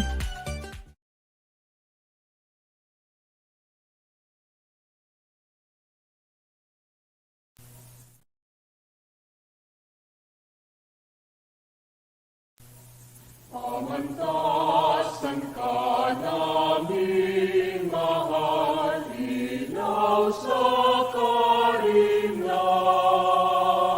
buhay, lakas, dunong, dangal, pamantasan ka ng bayan.